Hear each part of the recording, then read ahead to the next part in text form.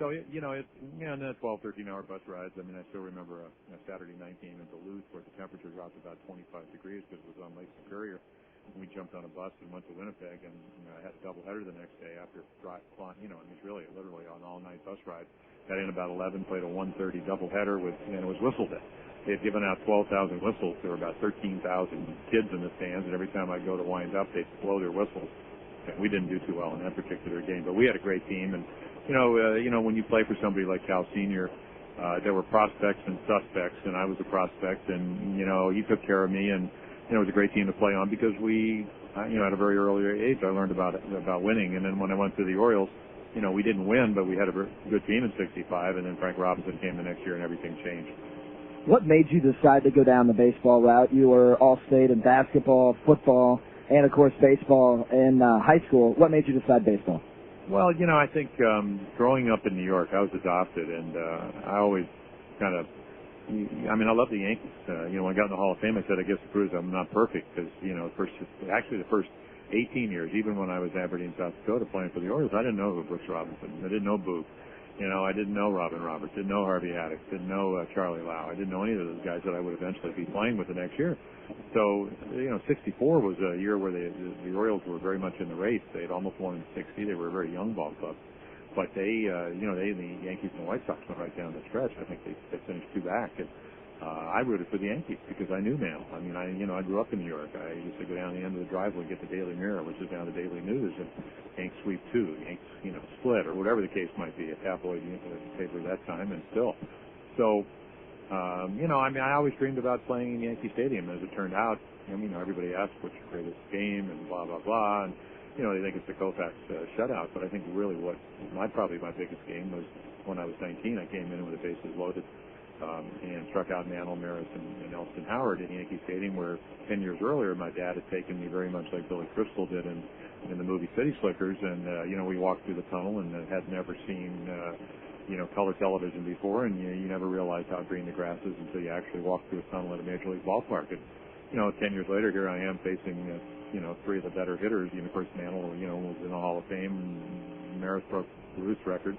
61 home runs, and Elston Howard has been the most valuable player the year before. So to be able to come in, and even though I was kind of in an adrenaline rush, I pitched one of my better games, and they swung at the high fastball and pretty much what I threw it back then, and, I had a lot of success. But, it all started with Cal Senior, and, he set a great, not only for me, but set a great foundation because, he really exemplified the Oriole way, and I think his son really kind of carried the torch for him, and as we all did.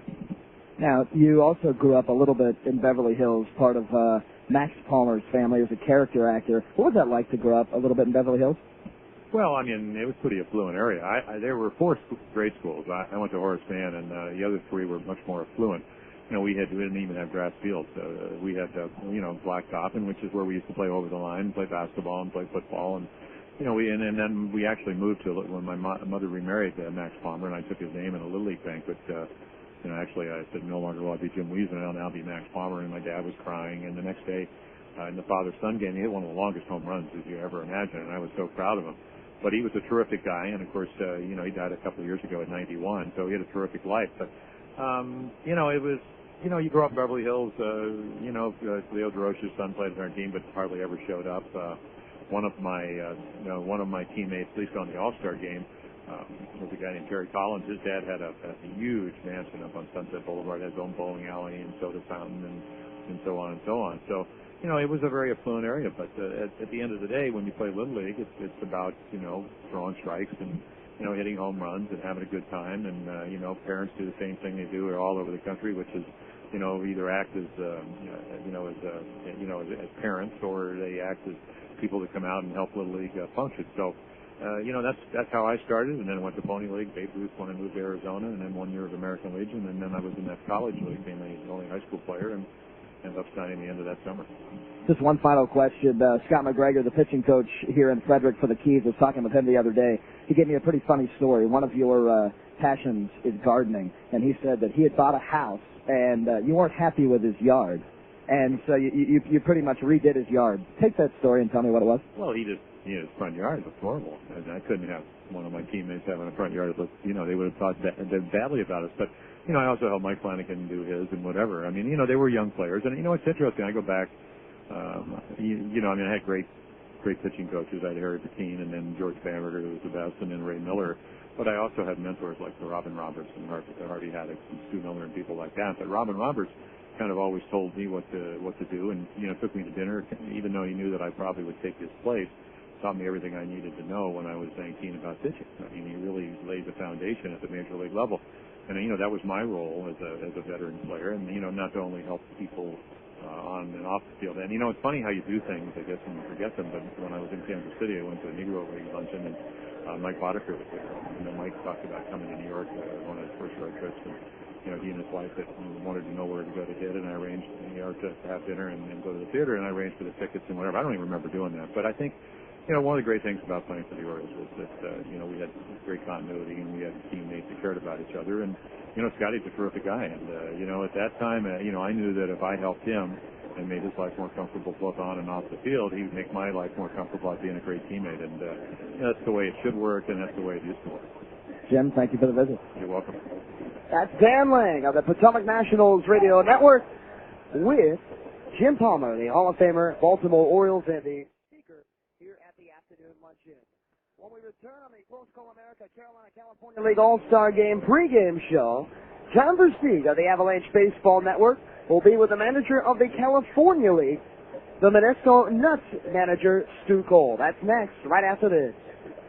We do our best to avoid it, to find relief from it. The pain is a constant companion for some people. If you or someone you love requires treatment for pain, choose Rehabilitation Associates of Central Virginia, the area's leading physical therapy provider. They offer physical therapy treatment in sports medicine and orthopedics, total joint replacement, foot and ankle rehabilitation, inner ear balance problems, and neck and back dysfunction. Call 434-528-1848 or learn more on the web at racva.com.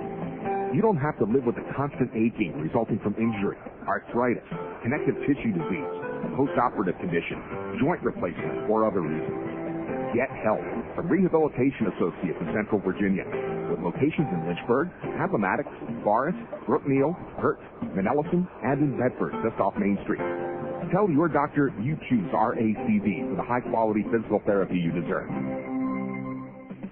America is a country of entrepreneurs, and if you're a small business owner, you're helping shoulder the lion's share of the U.S. economy. You can lighten that load a little at Sam's Club. When you shop at Sam's Club, you get everyday low costs on products you need every day.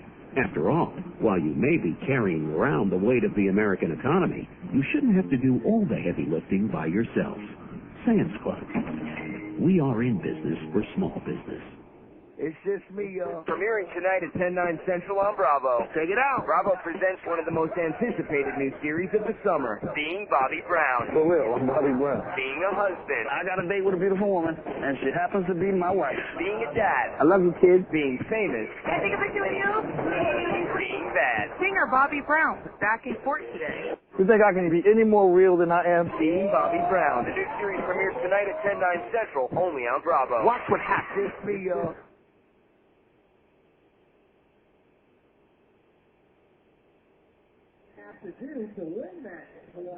Adam Pohl here with you as you're listening to the Close Call America Carolina-California League All-Star Game, presented by Broadcast Monsters. Here, this is the pregame show. We're just a few minutes away from the first pitch here tonight. Right now, John Versteeg of the Salem Avalanche Baseball Network is standing up alongside the California League's manager in Modesto's Stu Cole. And here is John. Welcome back here to the pregame show. It's the Close Call America California-Carolina League All-Star Classic here from Frederick, Maryland, and it's John Versteeg sitting down with the coach of the California League All-Stars and the Modesto Nuts, the manager, Stu Cole. Stu, how's everything been going, and how have your experiences been so far here in Frederick here on a little All-Star break? Actually, everything's been going well. They have done a nice job of putting everything together. The hospitality has been great, and all the festivities that we have gone to today have been outstanding. And, just to sign some autographs for some fans and have them come out and meet all these players, top prospects and stuff like that.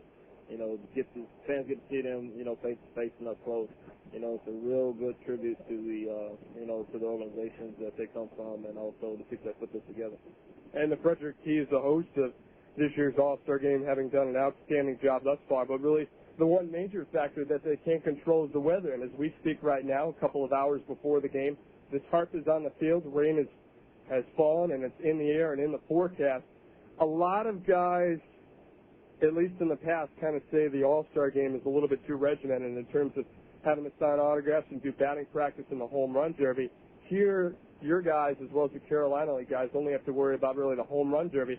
How much does that kind of help these young guys relax when they kind of get ready to really what is the first All-Star game for a lot of these guys? I think it helps them out a little bit because they don't have to really just go right into batting practice and take an infield and stuff like that, because we did get in late Sunday and then we had to do a lot of things on Monday, as far as taking dinners and stuff like that and coming out here and signing autographs. So it does kind of take a lot out of you. But, I think with them not having to go out there and take batting practice and take an infield, and they get in that extra time just to relax before they go out and play the game, I think it may help them. Now, Stu, let's talk a little bit about the starters for tonight's game. We're speaking with Stu Cole, the Modesto Nuts manager and manager of the California League All-Stars. Your starting pitcher, Ubaldo Jimenez, you're a guy he's a guy who you're very familiar with. Tell me a little bit about his repertoire and what he brings to the mound. Ubaldo is a guy that our organization thinks very highly of. I had him last year in Visalia before he got hurt, and he was outstanding. And he had some mechanical problems that he has straightened out this year. And this is a guy that can run the ball up there 97, 98 miles per hour, got a good changeup, got a good curveball. And, after this All-Star game, this guy's going to be going to Double-A. Well, there you go. And it's going to be important for him to at least make a good impression. A lot of scouts here from all over Major League Baseball, a lot of teams sending their scouts here to Frederick. A couple guys that I'm very curious about, Howie, Kendrick, and Brandon Wood, the shortstop and second baseman, the starters for your team from the Rancho Cucamonga Quakes. How interesting is it to maybe have these two guys who have played together all year start on the All-Star team for you? You know what? I've been looking forward to this for quite some time now since, I knew that those two guys were going to be on the All-Star team. And we only played them 9 times this season, and those guys have played great against us. And, Kendrick is a great hitter, plays defense well. Wood, outstanding shortstop, has outstanding power, can hit the ball a long way. And, just to have those two guys from the same team representing the Quakes and coming in and playing on this All-Star team, is a big plus for us. And, I'm just anxious to be on the same side as these guys and not having to look across the diamond and send them out there competing against me. Kind of a little bit of a different feel for you, no question about it. The starting catcher for the California League, Miguel Montero from the Lancaster Jethawks and the Diamondbacks organization. Tell me, here's a guy 4 years into his professional career, starts breaking out with the home runs, and he's really hit the long ball, hasn't he? He has, and, we've played against these guys, a number of times, and every time he's done well against us. He's a good, solid, professional hitter. He's not going to get cheated. He's going to go up and make good, solid contact, and, he's going to get a good quality at bat every time he goes up there. Probably one of the interesting guys that we'll have to keep an eye on is your third baseman, Billy Butler from High Desert. Only 19 years old, drafted out of high school last year, Pioneer League batting champion with Idaho Falls. What has his development been defensively? Because there has been some question about him developing as a third baseman. Well, last time we played him in a series, they had moved him to the outfield, and I think that's what the plan was for the organization as far as the Royal goes, was to try to get him to play, outfield a little bit. But, he was voted in as a third baseman, and that's where he's going to start out playing for us today. But this guy is a solid hitter. I mean, he can just flat out hit, and every time we pitched against him, we just didn't know how to get him out, so we just tried to throw it down the middle, hope he get himself out. But he has a good sound approach, for a guy that age to be hitting the way that he is, it's very impressive. Well, Stu, it's going to be an interesting evening. Thanks very much for your time, and good luck out there. All right, thank you very much. That was Stu Cole, manager of the Modesto Nuts and the California League All-Stars. Coming up next, we'll have more of the pregame show here from Frederick as the Close Call America California-Carolina All-Star Game comes your way in just a few moments on BroadcastMonsters.com. Advance Auto Parts, no matter when or where. Advance Auto Parts, whatever's waiting there around these parts. Trouble doesn't stand a chance. For the best part, people and prices were ready in advance. Bring it on. For the best part, people and prices were ready in advance. Poplar Grove Golf Club, the last design of golfing legend Sam Snead, is one of Virginia's premier courses. Poplar Grove features all of Sam's signature characteristics. The layout is fantastic. Currently, full memberships are being offered by paying half the initiation fee now and the remainder upon completion of the clubhouse. Plus, seniors 55 and older can play on Mondays for only $42, which includes the cart. Poplar Grove Golf Club, located in Amherst County, and online at poplargrovegolf.com. And now it's time for Joan on the Phone with your host, Joan Cusack. Hi, let's play the game, What's This Sound? If you said someone looking at their wireless phone bill, you're very astute. We also would have accepted stub toe on nightstand or softball bat to kneecap, as they are all equally painful. Well, unless you have a national calling plan from U.S. Cellular. With U.S. Cellular's national plan, you get true nationwide calling with no long distance or roaming charges from anywhere to anywhere. Okay, now let's see if you can identify this stuff. Did you say someone who didn't switch to U.S. Cellular's national plan? Wow, you're good. True nationwide calling with no long distance or roaming charges. It's just one more way at U.S. Cellular, we connect with you. Minimum service agreement required. Other restrictions and charges may apply. Limited time offer. See store for details or call 1-888-BUY-USCC.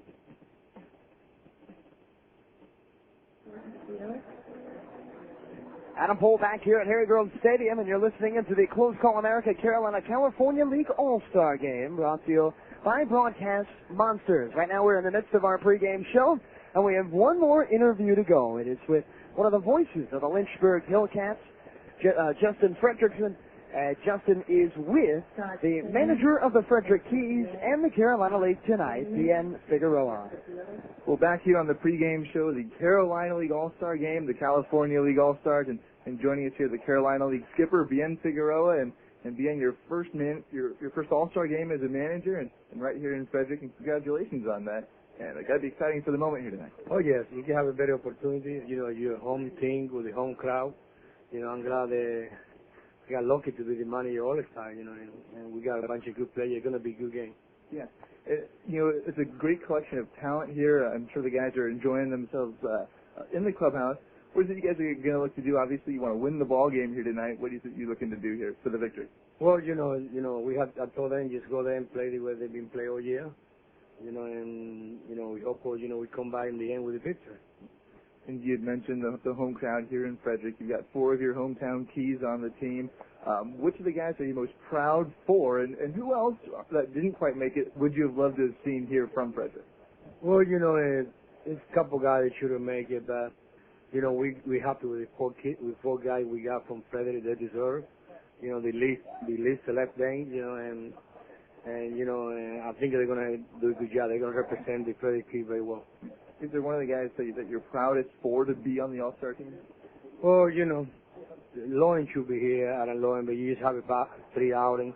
He was in the top 10 in pitches, but, in the last 3 outings, he haven't done well, but, it's tough, when you got a good year, hope me for 3 months and 3 games destroy the whole year. But that's part of the game, I think he should have deserved it, come here, but he going to the future again, He's a good pitcher. As we're joined here by Bien Figueroa, hometown manager for the Frederick Keys and the Carolina League All-Stars here tonight, and as well, part of the managing responsibilities is picking out the reserves of the roster. How hard was it for you to fill out the roster? What went into the process as far as picking out the reserves and alternates? Well, it's tough because, a lot of players deserve to be here. And I only can pick one outfield. I pick the guy the hardest hitter in the league now. Adam Bowie from Lynchburg. He started slow this year because he was hurt, but now in the last 3 weeks he's one of the best hitters in the league. And the other guy was he deserved to be here for Potomac. Named Spear, when they select him, we hit him 264. Now he's in the top 7 in the league in hitting from Frederick. And we got some good pitchers. Have to make a change because the few guys that move out. That I think we got a good crop. How does those late call-ups, how does that affect your roster as far as having to bring other guys in? Well, no effect at all because there's a lot of good players deserve to be here. And, and the guy that left, we still got some more players that should be here. They only can get 22 players, that's the lead rule, and that's what we got. And as well, you led Frederick to one of the better halves in recent memory for the Keys, just a second-place finish to Lynchburg. And what is it your club's going to have to do to overtake the second half and to win the second half and get a playoff berth? Well, if we, play, we have to put everything together, Sometimes we pitch it well, we don't hit good. Sometimes we don't hit well, we pitch, we don't pitch it good, we hit it well. We have to put everything together. That's my job as a manager, to try to put the team together, and I hope we play good second half and go to the playoff because the Fred haven't been in playoff for a few years. Yeah, and you guys have some of the higher regarded prospects in the Baltimore system, and one of the guys who's not here but who's had a good first half, Jeff Fiorentino, really had an exciting first half, getting called up to the Orioles. What is that experience going to do for him, and what is it you look from one of your outfielders in the second half in Fiorentino? Well, and he had a good first half, and he started a little bit slow in the second half. But, to be able to win this division, we need all the help we can for the three top outfield we got there. Nate McKesky, Gerald Ryan, Fiorentino. If they can hit, and Mario and Florence, if they can hit, I think we got a chance because we got some good pitching. Right now we got one of the best bullpen in the league, and I think we got a chance to win the second half. We'll be in Figueroa, manager for the Carolina League. Thanks again. Do appreciate it, and have fun tonight. Oh, thank you. We'll send it back up to the booth. Well, thank you, Justin. That is Justin Wyman on the Lynchburg Hillcats voice, as we are just moments away from getting started here with a Close Call America Carolina-California League All-Star Game brought to you by Broadcast Monsters.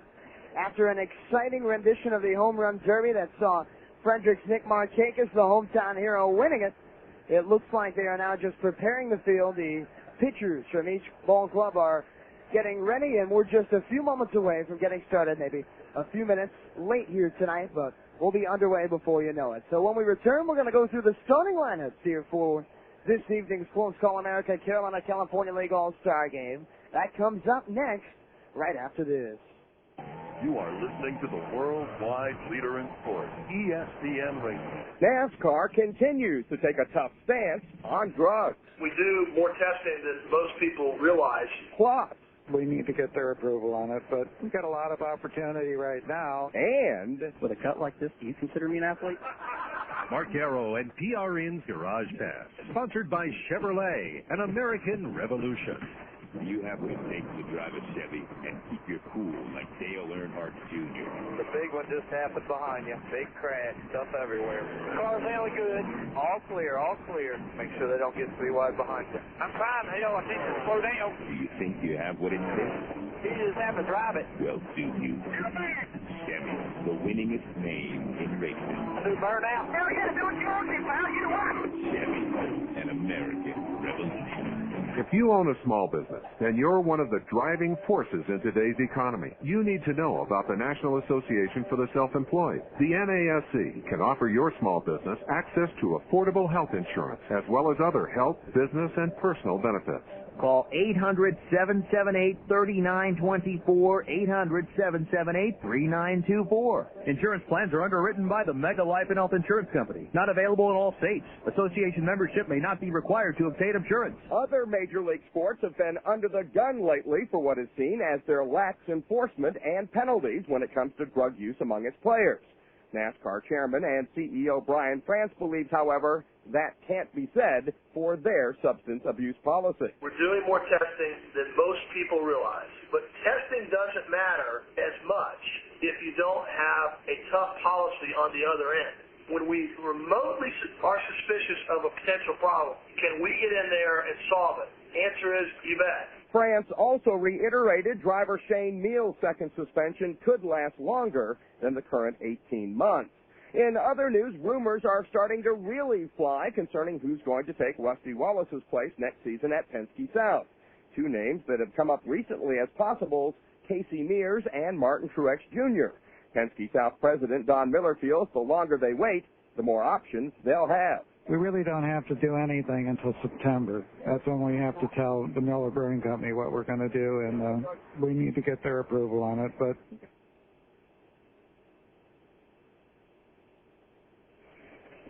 welcome back to Harry Grove City in the Close Call America California-Carolina League All-Star Game, brought to you by Broadcast Monsters. My name is John Versteeg. To my right is Adam Pohl. We're getting set to start this game. It'll happen in just a few moments, about 15 minutes or so, as the field crew here at Harry Grove Stadium are preparing the baseball field, wetting down the dirt in the infield after the home run derby and the pregame festivities. Time for the starting lineups. First for the visitors from the California League. The lineup is put together by Modesto Nuts manager Stu Colt. Field coach is Glenn Allen Hill, former major leaguer, also of Modesto, and the pitching coach Butch Hughes from the Modesto Nuts. Modesto, the California League champion last year in 2004. So by virtue of that fact, Modesto is sending its coaching staff to the All-Star Game here in Frederick. Leading off for the California League, it'll be the second baseman, Howie Kendrick. He's from the Rancho Cucamonga Quakes. Shortstop, Brandon Wood bats second. He's also from the Quakes. Kendrick and Wood, the great double play combination that we've heard a lot about. It's going to be interesting to watch them and see how they work as the evening progresses. Batting third, it's the third baseman from the High Desert Mavericks, Billy Butler. Butler, the number one overall prospect in the Kansas City Royals organization, a guy that was hitting home run after home run in the Terrapin Systems home run derby just a few moments ago. He bats third. DH is Eddie Martinez Esteve from the San Jose Giants. And so batting fifth for the California League All-Stars, it's the first baseman, Tila Kaya Hui from the High Desert Mavericks out of Hawaii. Catcher Miguel Montero from the Lancaster Jethawks bats sixth. Right fielder Joe Gaetti from the Modesto Nuts is hitting seventh. Center fielder Danny Putnam from the Stockton Ports is hitting eighth. And the left fielder Clay Timpner from the San Jose Giants rounds out the order. The starting pitcher for the California League, it is the right-hander from the Modesto Nuts, Ubaldo Jimenez. 5 wins, 3 losses, a 3.98 earned run average. A guy that spent 2004 with the Colorado Rockies organization when they had their high A affiliate in Visalia, California, was injured, only pitched in 9 games, had shoulder stiffness, and that's actually a stretch fracture in his shoulder. Missed pretty much most of 2004, came back for 2 games in August, but just could not do it. So he is back in 2005 in high A, and as Colorado switched affiliations, he is now pitching for the Modesto Nuts. So now for the Carolina League, managed by Frederick Keys manager Bien Figueroa. Field coach is Mo Hill, and the pitching coach Scott McGregor. Also from the Frederick Keys are Hill and McGregor. And so the leadoff man for the Carolina League, it is the center fielder for the Lynchburg Hillcats, Bobby Kingsbury. Nice to see Bobby back in the lineup. He got hit with by a pitch in the elbow and was out pretty much for the last 2 weeks. But Bobby Kingsbury back in the lineup, and I know Adam sat with him today at the luncheon over at the Holiday Inn here in Frederick. So Bobby is back and in the lineup. The shortstop, Robert Belito from the Winston-Salem Warthogs, is hitting second. Designated hitter from the hometown Frederick Keys, Mario Delgado, is hitting third. Leo Dago is the first baseman, having a career year. He's from Winston-Salem. He's batting cleanup tonight. The left fielder and the other Frederick Keys representative, Nick Markakis, he's batting fifth. Markakis winning the home run derby just a few moments ago. Right fielder Thomas Calero bats sixth. He's from the Winston-Salem Warthogs. Calero coming into this game with a very good 282 clip, almost 20 home runs, one of the main power hitters in the Carolina League lineup. Third baseman Corey Casto from the Potomac Nationals bats seventh. Catcher Jared Saltalamacchia on the Myrtle Beach Pelicans is hitting eighth. And the second baseman from the Wilmington Blue Rocks, Zach Borowiak, is batting ninth. And on the mound, also from the Blue Rocks, starting pitcher for the Carolina League, Aníbal Sánchez. The Venezuelan goes 6-1 with a 2.40 earned run average, doing very well in his first full season of professional baseball. Aníbal Sánchez from Venezuela pitched last year in short season baseball, and he is absolutely dominating the competition in the Carolina League, a member of the Boston Red Sox 40-man roster. So the Red Sox thinking very highly of Aníbal Sánchez, and he has earned himself a starting spot for the Carolina League All-Stars. Well, we're just about set to get underway. The California League All-Stars being introduced up the third base side. Carolina League All-Stars yet to be introduced. So just a couple of more minutes before this game gets underway. We'll go ahead and step aside 2 minutes and then come back and talk more about this game. You're listening to the Close Call America Carolina California League All-Star Game, brought to you by Broadcast Monsters. Mind your health. Did you know that on average, children get 3 times more sun exposure than adults? Almost all lifetime sun exposure occurs before the age of 18. Just one blistering sunburn doubles the risk of skin cancer later in life. Make sure to slather on the sunscreen every hour your child is outside. Use SPF 15 or higher and think well before using it. This Mind Your Health moment is brought to you by the Radford University School of Nursing, blending knowledge with care. And we're back. Bob from Scranton, you're on the air. Hi, Ted. Love the show. Long-time listener. First-time caller. Thanks, Bob. Is there a special someone out there you'd like to talk about? There is, Ted. I recently lost a very big part of my life. You've been together a long time? Since college. This is for my belly, my paunch, my spare tire. I know we had some good times. God knows I'll never forget that night in Albuquerque with the burritos. It's never easy to lose something that's been such a huge part of you, Bob. Where'd the magic go? Well, I'd recently begun taking the stairs more and more instead of the elevator, and then we started seeing less and less of each other. One day, it was just gone. Small step number 67. Take the stairs instead of the elevator or escalator. It's just one of the many small steps you can take to help you become a healthier, well, you. Get started at www.smallstep.gov and take a small step to get healthy. A public service announcement brought to you by the U.S. Department of Health and Human Services and the Ad Council. It's coming. Doomsday, Central Virginia's premier 4th of July fireworks celebration. Saturday, July 2nd, featuring The Occasion. Along with the Fantastic Shakers. Bring your lawn chairs, bikes, and beach blankets. Admission just $10. Ages 12 and under free. Doomsday, Saturday, July 2nd, beginning at 5 at Riverfront Festival Park, downtown Lynchburg on Jefferson Street. Presented by Clear Channel Radio in Lynch's Landing and sponsored in part by One Stop Cellular, your authorized Intello dealer that offers you free phones with a 1-year contract. It's the most extreme custom V-twin cruiser on the planet.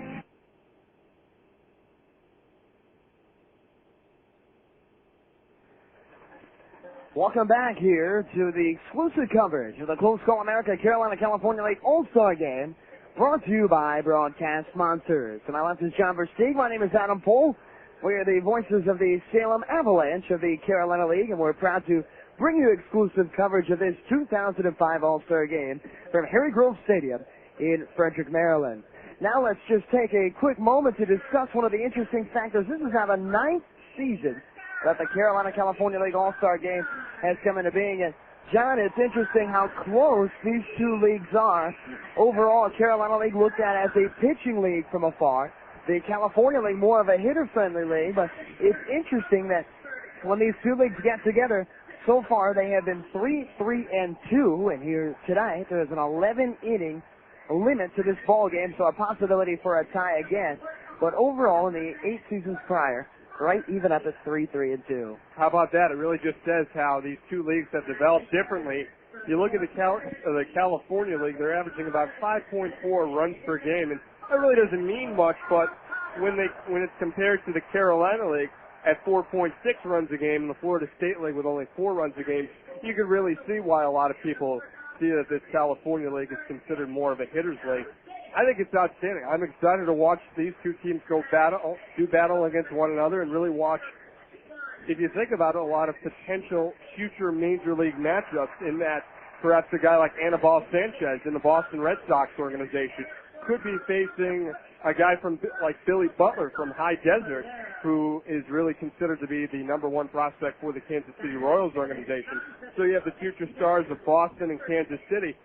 Really, it's really going to be a treat for these fans to get into and just kind of watch, particularly for these people in Frederick, the California League All-Stars, who a lot of people have read tons and tons of material about, but just haven't had the privilege to see play. Most definitely, and it's very interesting about how these teams have come together. They've kind of had to mix and match some players. There have been 8 overall that were going to be All-Stars in this game, 4 from the Carolina League, 4 from the California League that were promoted to AA, and then also the fact that so many talented ball players over the two leagues have come into the leagues in the middle of the year and not put up the statistics to really be a part of this game that overall the national media would think of as very highly touted prospects. Yeah, and some of the guys that I know, the scouts and really the people up here in the press box, were hoping to see. A guy like Jeremy Sowers from the Cleveland Indians organization, who was with Pittston in the Carolina League. Sowers just getting promoted within the last week to AA Akron in the Eastern League, so he's no longer here. A guy like Thomas Diamond, the number one overall prospect in the Texas Rangers organization, who was with Bakersfield of the California League. He has been promoted to AA Frisco in the Texas League, so a couple high-quality pitchers that will not be playing in this California-Carolina League All-Star game. But the caliber of players that are here from both teams are really outstanding. And it's interesting as well to see how hard it is to become and get to this All-Star game in the Carolina League and also in the California League. Of course, some very highly touted prospects that just did not have the numbers to make it, like a Mike Hinckley for the Nationals organization, their number one prospect, and a very high prospect in Adam Lowen with this team, the Frederick Keys. Yeah, and Adam Lowen signing a major league deal with the Baltimore Orioles, and a guy not even hardly old enough to really be out here, only 20 years old, and really very advanced in age for a guy like Lowen, who's only 20 years old, to be in this type of league in the Carolina League. But you think about the California League, and a couple of Scott Boras clients come to mind in Stephen Drew of the Lancaster Jethawks and Jared Weaver of the Rancho Cucamonga Quakes. These guys just signing about a month into this season in 2005. Of course, they were drafted in 2004 by their respective organizations. Drew with Arizona and Weaver with Los Angeles, the Los Angeles Angels of Anaheim. And these guys simply just not logging enough time to really be considered for the California League All-Stars, because most of these guys on both rosters have been in this league for the majority of the 2005 season. And a question that so many people, John, ask that kind of just come to these minor league baseball games and don't really understand the different levels of baseball or how these players progress through the system. The big question is, when will they become major league players? Well, it's going to differ with every organization. And I think about a guy like Billy Butler, who's really in his first full season of professional baseball. He was the number one pick of Kansas City, and a guy like Zach Greinke, who was picked by Kansas City in 2002 and then by 2004 was in the major league. That's about as short a ceiling as you can get. But, you know, for the 30 different teams, there are 30 different answers. That is most definitely true. We'll be back with the start of tonight's ball game. You're listening to the Close Call America Carolina California League All-Star Game, brought to you by Broadcast Monsters. Haley Toyota is your choice for quality used cars. Toyota sets the standard for certified vehicles, and Haley Toyota is the only place you can find Toyota certified used vehicles in the Roanoke and New River Valley. With 160-point inspection, 6-year, 100,000-mile warranty, and roadside assistance, you get the peace of mind you're looking for in a used vehicle. Haley also offers a great selection of Haley preferred used vehicles. Haley Toyota, your choice for quality used cars. And remember, Haley has it for less. Hilltop Electric is a proud supporter of Salem Avalanche baseball. Hilltop Electric specializes in residential, commercial, and industrial electrical contracting. From new installation and construction to repairs and rewiring, Hilltop Electric is equipped to meet all your electrical needs in the 21st century. Call Hilltop Electric at 540-890-8003. Hilltop Electric at 8916 Jeters Chapel Road off Route 24 east of Vinton. Hilltop Electric, 890-8003. There's a lot of tradition in baseball, yet every generation brings changes and innovations. The Roanoke Valley YMCA is a lot like baseball. They have a strong tradition as a vital part of the valley, but their facilities have kept pace with the times. Today, you'll find two of Virginia's most up-to-date facilities with a full slate of classes and activities to keep you in shape. Plus, membership is good at any of the 3 Roanoke Valley YMCA's, as well as hundreds of Ys across the country. The YMCA of Roanoke Valley. One size fits all. In the heart of Amherst County, golfing legend Sam Snead has left his legacy. Poplar Grove, Sam's last design, is one of Virginia's premier courses, featuring all of Sam's signature characteristics. No two holes are the same, and with GPS navigation on your cart, you can see your exact yardages on every shot. For a limited time only, weekday rates, including cart, are $40, $50 on weekends. Poplar Grove is prepared to host your corporate outing or charity golf event. Call Samantha for more details at 946-9933 or visit poplargrovegolf.com. When it comes to sports, you have no choice but to listen to ESPN Radio. Not because we have the best coverage of news when it breaks, not because we have the most insightful opinions on the hottest topics, not because you can hear Sports Center 3 times an hour every 20 minutes. Those are all good reasons. But the truth is, we've hidden subliminal messages in our programming. The full moon rises over the barn at midnight. ESPN Radio, where sports fans live because we tell them to.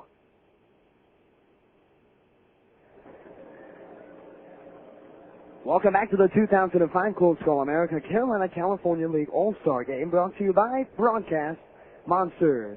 This ball game is brought to you in part by Close Call America, Skill Tech, Terp Systems, BB&T, Frederick County Tourism, Marketing, etc., and the Frederick Holiday Inn.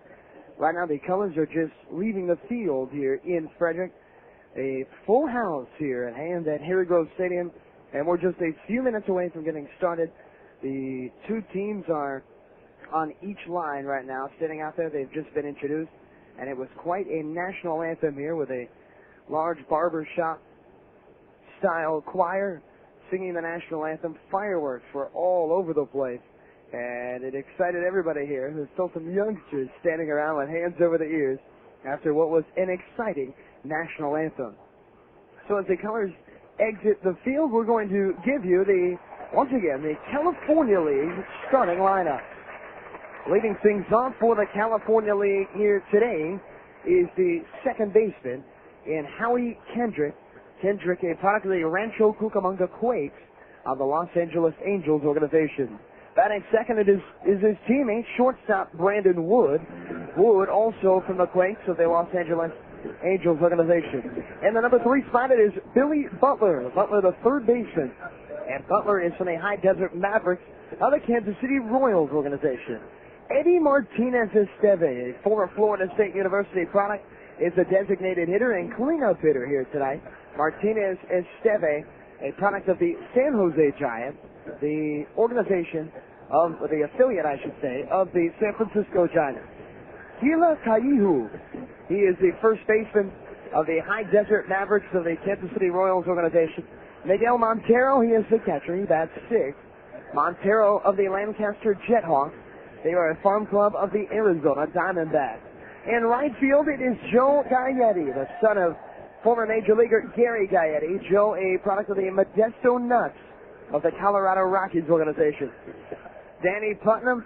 Putnam is the center fielder here tonight. He's of the Stockton Ports of the Oakland Athletics organization. And rounding things out in left field is Clay Tipner.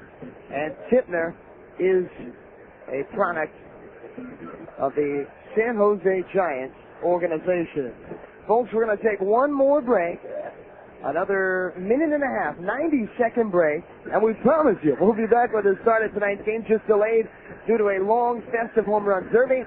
There was also quite a shower that came through this Frederick area at around 4 p.m. today, so they had to put some extra work in to make this field playable, but it's looking good, and we're ready here to get things started as you're listening to the Close Call America Carolina-California League All-Star Game here in 2005, brought to you by Broadcast Monsters. Sales Manager Charlie speaking. Hey, tell me you ain't authorized Sheeler to sell brand new Chryslers and Dodges rebate discounts and finance savings up to $15,000. JW, calm down. You didn't authorize JW's auto sales to do that. Hey, listen, it's all in conjunction with Sheeler Chrysler Dodge's mega grand opening sale. Hey, I don't care if it's in conjunction with a space shuttle. During the grand opening of the Chrysler Dodge store, Sheila offers 0% financing. JW, calm down. Hey, plus Sheila guarantees a $500 best price. Only Sheila guarantees to meet any dealer's advertised price on the same in-stock vehicle by at least $500 or pay you $500. JW, calm down. Well, I tell you what, why don't you come on out here and bring me my sign? What sign? My going out of business sign I'm going to have to put up. Dadgummit. The mega grand opening sale going on now at Sheila Chrysler Dodge, I-81 exit 118C, Christiansburg, or at Sheila.com. Hey, Charlie, you gonna bring me my sign or what? Advance Auto Parts, no matter when or where. Advance Auto Parts, whatever's waiting there around these parts, trouble doesn't stand a chance. For the best parts, people and prices were ready in advance. Bring it on. For the best parts, people and prices were ready in advance. Hello, everybody. My name is Adam Pohl. To my left, John Versteeg. We are of the Salem Avalanche Baseball Network, and we're proud to bring you the exclusive coverage of the Close Call America Carolina California League All-Star Game. And it's brought to you by Broadcast Monsters. And John, we're still waiting for the start of tonight's ball game right now. The long line of first pitches are taking place here at Harry Grove Stadium, and so far it has been a festive weekend. It's not just a baseball game that takes place when there is an All-Star game, and Frederick has put on quite a good show. Oh, it's been outstanding. I was just over at the Holiday Inn, the Holodome, about a couple miles up the road right next to the big mall here in town, and had the All-Star luncheon today with Baseball Hall of Famer Jim Palmer, and I know Jim entertained everyone, told a few jokes, and had to get back in time about 70 miles east of here to Baltimore for the Orioles game. The Orioles taking on the Yankees tonight, so Jim does some TV work with the Orioles and had to get back for the game, and they had the All-Star luncheon and, of course, the meet and greet of the two teams at the hotel last night, so things have been outstanding. Really, Frederick has been a very nice host, very gracious host, and to think about the fact that these guys were hit with the biggest curveball imaginable because you and I drove through that huge rainstorm about 3:30 to get here to the ballpark, and the tarp was down on the field, and there were puddles along the dirt on the first and third base sides of the stadium, and really about as late as 5 o'clock, but the grounds crew here at Harry Grove Stadium worked its magic, and there are still a few small puddles here and there, but mostly located towards the backstop, really where the on-deck circle is, and extremely down that extreme right field line. So really for these two teams out here, considering how this field was a few hours ago, this field cannot be in better shape. That's true. It was a downpour that hit this Frederick area. It was the kind of rain that gives your windshield wipers a workout. But we made it here, and still a great crowd, especially due to that downpour. A lot of times that can turn folks away, but here in Frederick, they're very excited about hosting this event. As you can tell, it is a packed house here at hand at Harry Grove Stadium. Nice time that these Carolina and California League All-Star teams will go at it. Next year, these two teams will face each other once again from Salem Memorial Baseball Stadium and the home of the Salem Avalanche of the Carolina League. But tonight it is Aníbal Sánchez. The right-handed pitcher is on the hill. Sánchez has had a very, very good 2005. In fact, he really became a huge prospect of the Red Sox organization last year. The Venezuelan product pitched in Lowell of the New York Penn League, and he was so dominant after his Tommy John surgery. His right arm, all of a sudden, his velocity heightened by about 5 to 7 miles per hour. And even though he's not that prototypical build of a pitcher, as Sánchez is fairly short compared to that. I mean, he's listed at 6 foot tall, but he might be a bit underneath that. And Sánchez is the number 2 prospect last year in the New York Penn League with that rise of velocity, and he has done nothing to live that down here in 2005. So Sánchez, the product of the Wilmington Blue Rocks, the organization and affiliate of the Boston Red Sox, he is on the hill here today, as it looks like some drops start to come down here in Frederick as the umbrellas are coming up here in Frederick, Maryland. Jared Saltalamacchia is the catcher. He is of the Myrtle Beach Pelicans of the Atlanta Braves. Leo Daigle is at first base. He's of the Winston-Salem Warthogs, a Chicago White Sox affiliate. Zach Borowiak is at second base. As the rain starts to come, as the first pitch of the game from Aníbal Sánchez. Here to Howie Kendrick is a fastball fouled back to the screen. Robert Valito, the shortstop here tonight. He is also the Winston-Salem Warthogs of the White Sox organization. Corey Casto is at third base. He's on the Potomac National. Swing and a miss on a changeup. Now no balls and 2 strikes here to Kendrick as we're just underway in the Close Call America Carolina-California League All-Star Game. Now into the line is Sánchez. Here's the pitch, and it is skied, popped up into shallow right field. Coming in is Thomas Calero, the right fielder, and he makes the catch near the line for the first out of this ball game. And now shortstop and Brandon Wood will come to the plate as the rain is really starting to come down at quite an inopportune time here tonight as the fans in Harry Grove Stadium are heading for cover.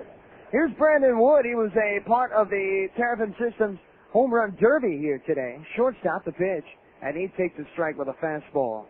In left field is Nick Markakis. Markakis of the Frederick Keys, the Baltimore Orioles club. And center is Bobby Kingsbury of the Lynchburg Hillcats as the 0-1 is up and inside.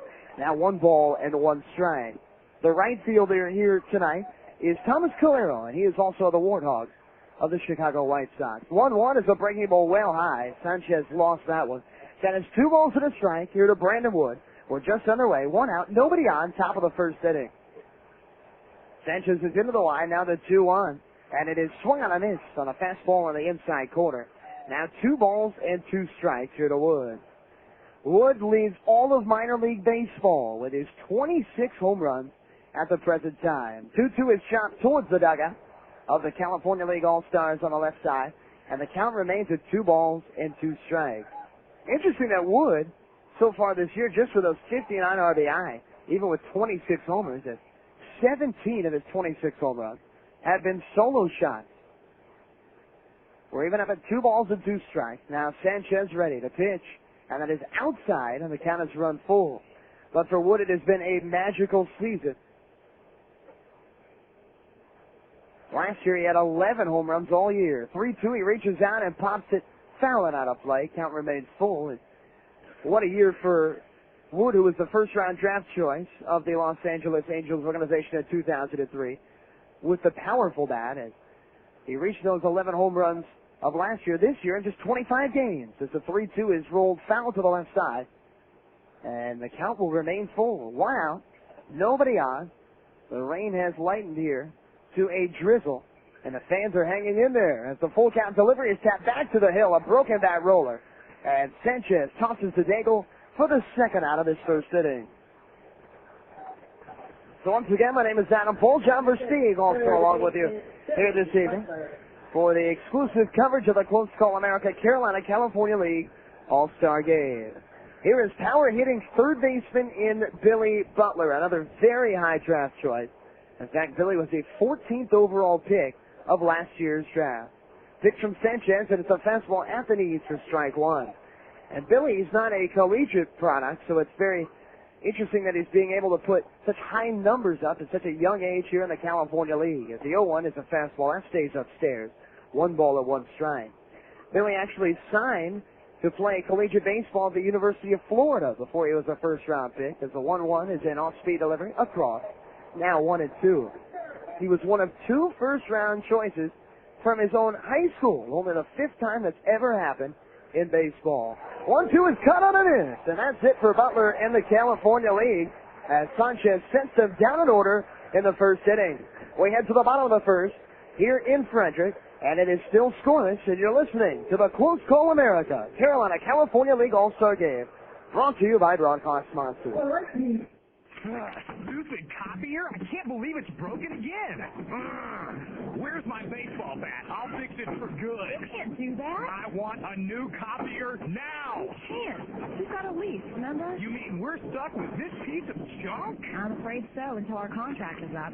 You better call the repairman. Need the number? No. I've called him so many times lately, I have it memorized.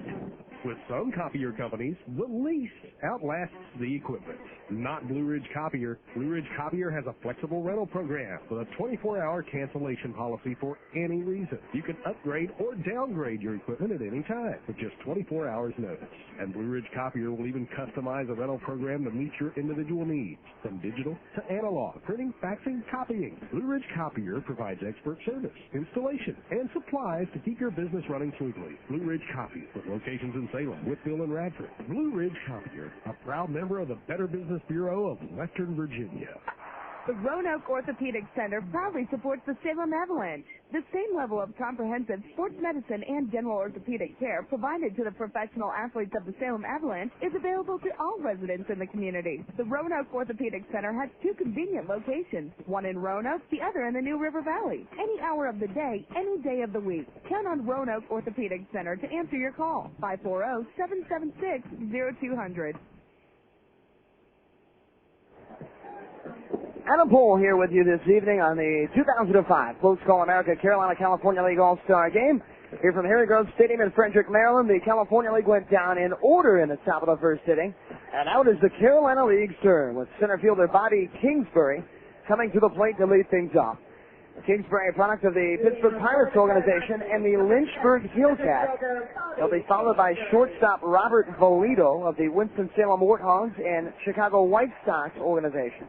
Mario Delgado, the hometown boy of the Frederick Keys, is the DH for Keys, the Baltimore Orioles affiliate. So that is your threesome here for this first inning as Kingsbury stands in for the left side. The pitch from Ubaldo Jimenez, who swung on a miss for strike one.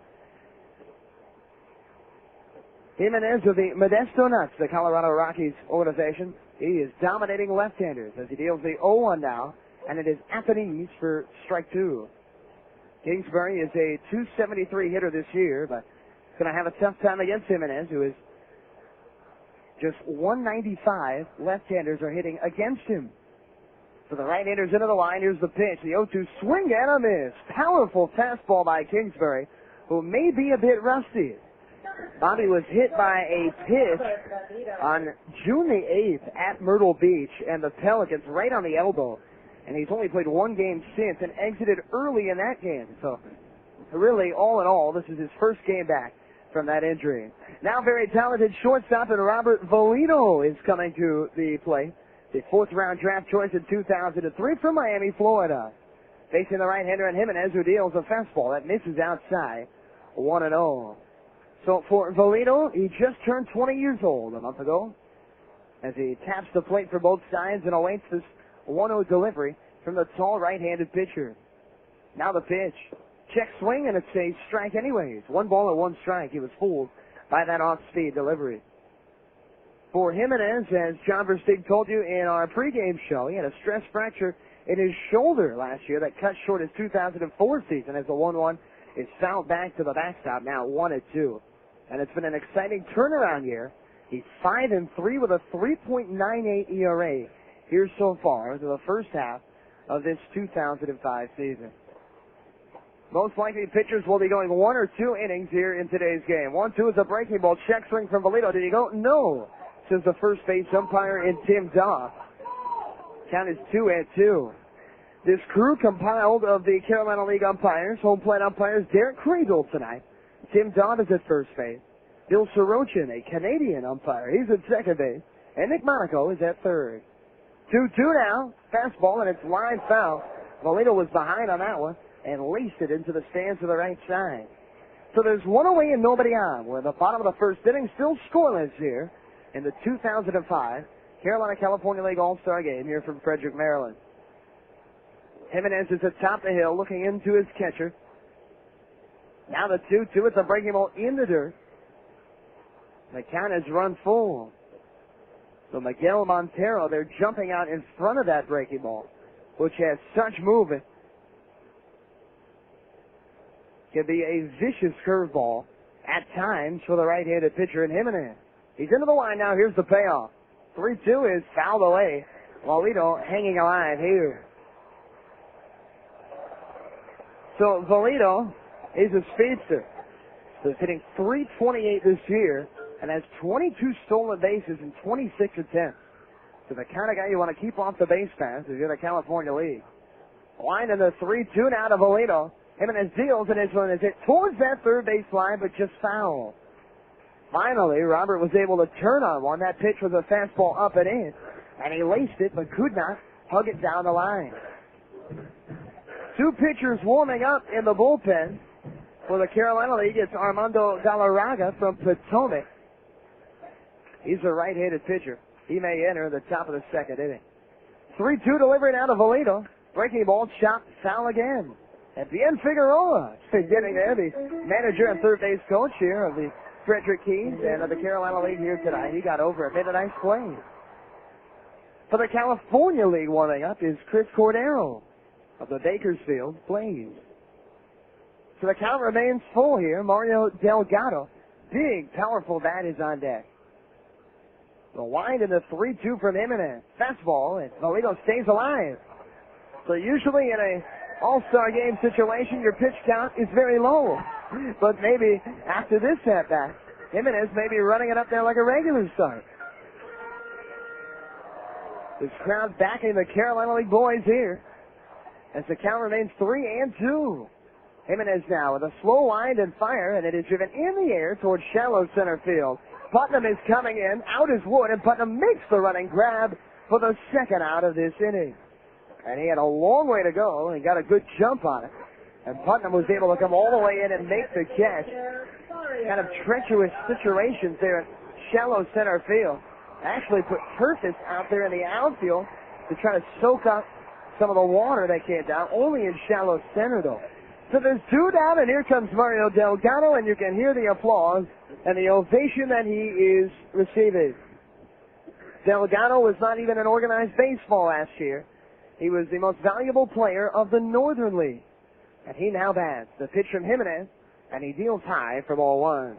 Delgado did it by driving home 104 runs in a season that doesn't even have 100 games, a 96-game season in the Northern League.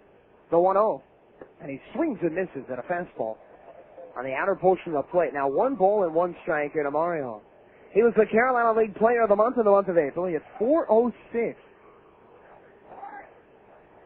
A 1-1 now from Jimenez. And that is up and inside. 2 balls and a strike. And for Delgado, he is a big boy. He's listed at 6'220". And that is one of the more interesting scales of that you may find. Delgado definitely weighs probably more around 240. The 2-1 is swung on a miss. Now 2 balls and 2 strikes. He took a big cut there. So he's a well-traveled ball player that last year was with the Schaumburg Flyers. Signed by the Orioles in the offseason and brought here to Frederick. Wind from Jimenez, now the 2-2 offering. Fastball swing and a miss. As the Carolina League goes down in order, Jimenez strikes out 2. We're through 1 full inning here from Harry Gold Stadium, and we're scoreless. You're listening to the Close Call America Carolina California League All-Star Game, brought to you by Broadcast Sponsors. It's the biggest and still the best. Doomsday, Central Virginia's premier 4th of July fireworks celebration. Saturday, July 2nd at Riverfront Festival Park in downtown Lynchburg. With live beach and shag music from the occasions and the Fantastic Shakers. Bring your lawn chairs, bikes, and beach blankets and get ready to shag the night away. Admission just $10, ages 12 and under free. Doomsday, presented by Clear Channel Radio and Lynch's Landing and sponsored in part by Envision Power Services, your largest web developer in Central Virginia. Earning a champion's reputation in this league doesn't come easy. It takes perseverance, dedication, and hard work. You'll find that same dedication at Goodview Home Improvements, Inc. From vinyl siding to replacement windows and remodeling, they've earned their reputation for professional services, one satisfied client at a time. Residential, commercial, or industrial, they do it all. Visit their showroom in Goodview at 6773 Goodview Road, or find them in the Yellow Pages. Goodview Home Improvements, Inc., where quality is remembered long after the price is forgotten. Performance is more than just a team. It's the leading edge in life. For over 12 years, the doctors at Advantage Chiropractic Health and Fitness Clinic have been improving the performance of the people in our communities. Athletes, business leaders, everyday people just like you are putting life and energy back into their game. Advantage Chiropractic Health and Fitness Clinic is your best health care option. For an appointment, give them a call at 540-989-7248. That's Advantage Chiropractic Health and Fitness Clinic, putting the performance back in your life. Welcome back here to Frederick, Maryland, site of the 2005 Close Call America Carolina California League All-Star Game. The rain that hit us there around opening pitch is now ceased, and we're heading to the second inning. We saw Aníbal Sánchez throw 1 inning of perfect work. Now the left-hander from the Winston-Salem Warhawks, Daniel Haywood, is on. Haywood this year 8-2 with a 3.77 ERA in his 15 starts.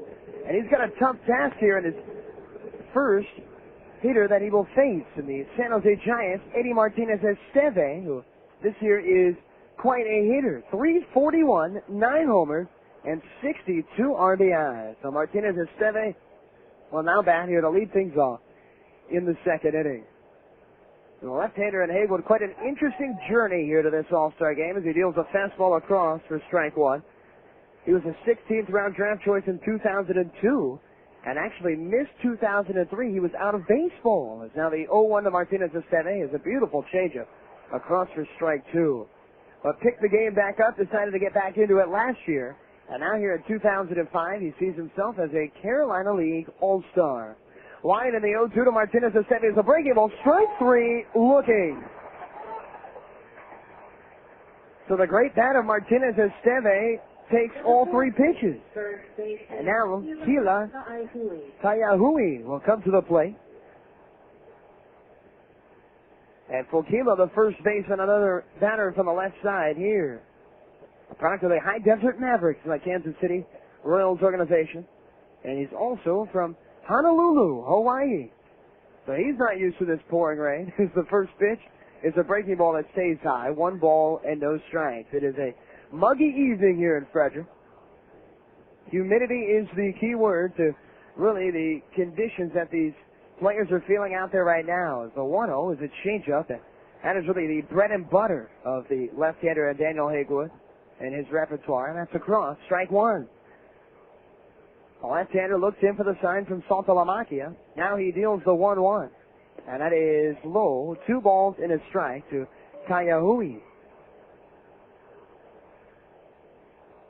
For Kayahui, what a season. He's had a great first half. He's traditionally been a slow starter throughout his career as the 2-1 is grounded foul into the dugout of the Carolina League. Now 2-2.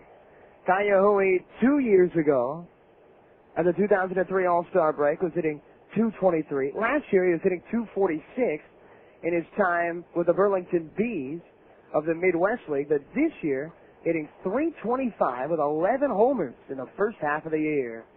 2-2 now to the first baseman as a fastball missing low.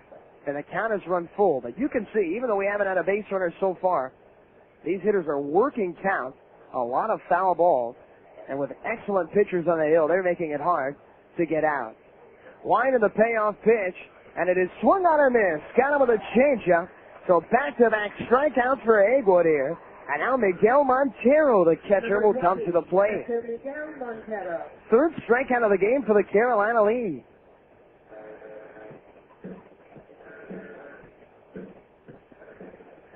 So here is Montero also with very inflated numbers. In fact, Montero, one of the few players in minor league baseball who has more RBI than games played. As the delivery from Haywood to Montero is well outside. 1 ball with no strike. Montero has 78 runs driven in 76 games. And as of last Sunday, he led all of minor league baseball in hits.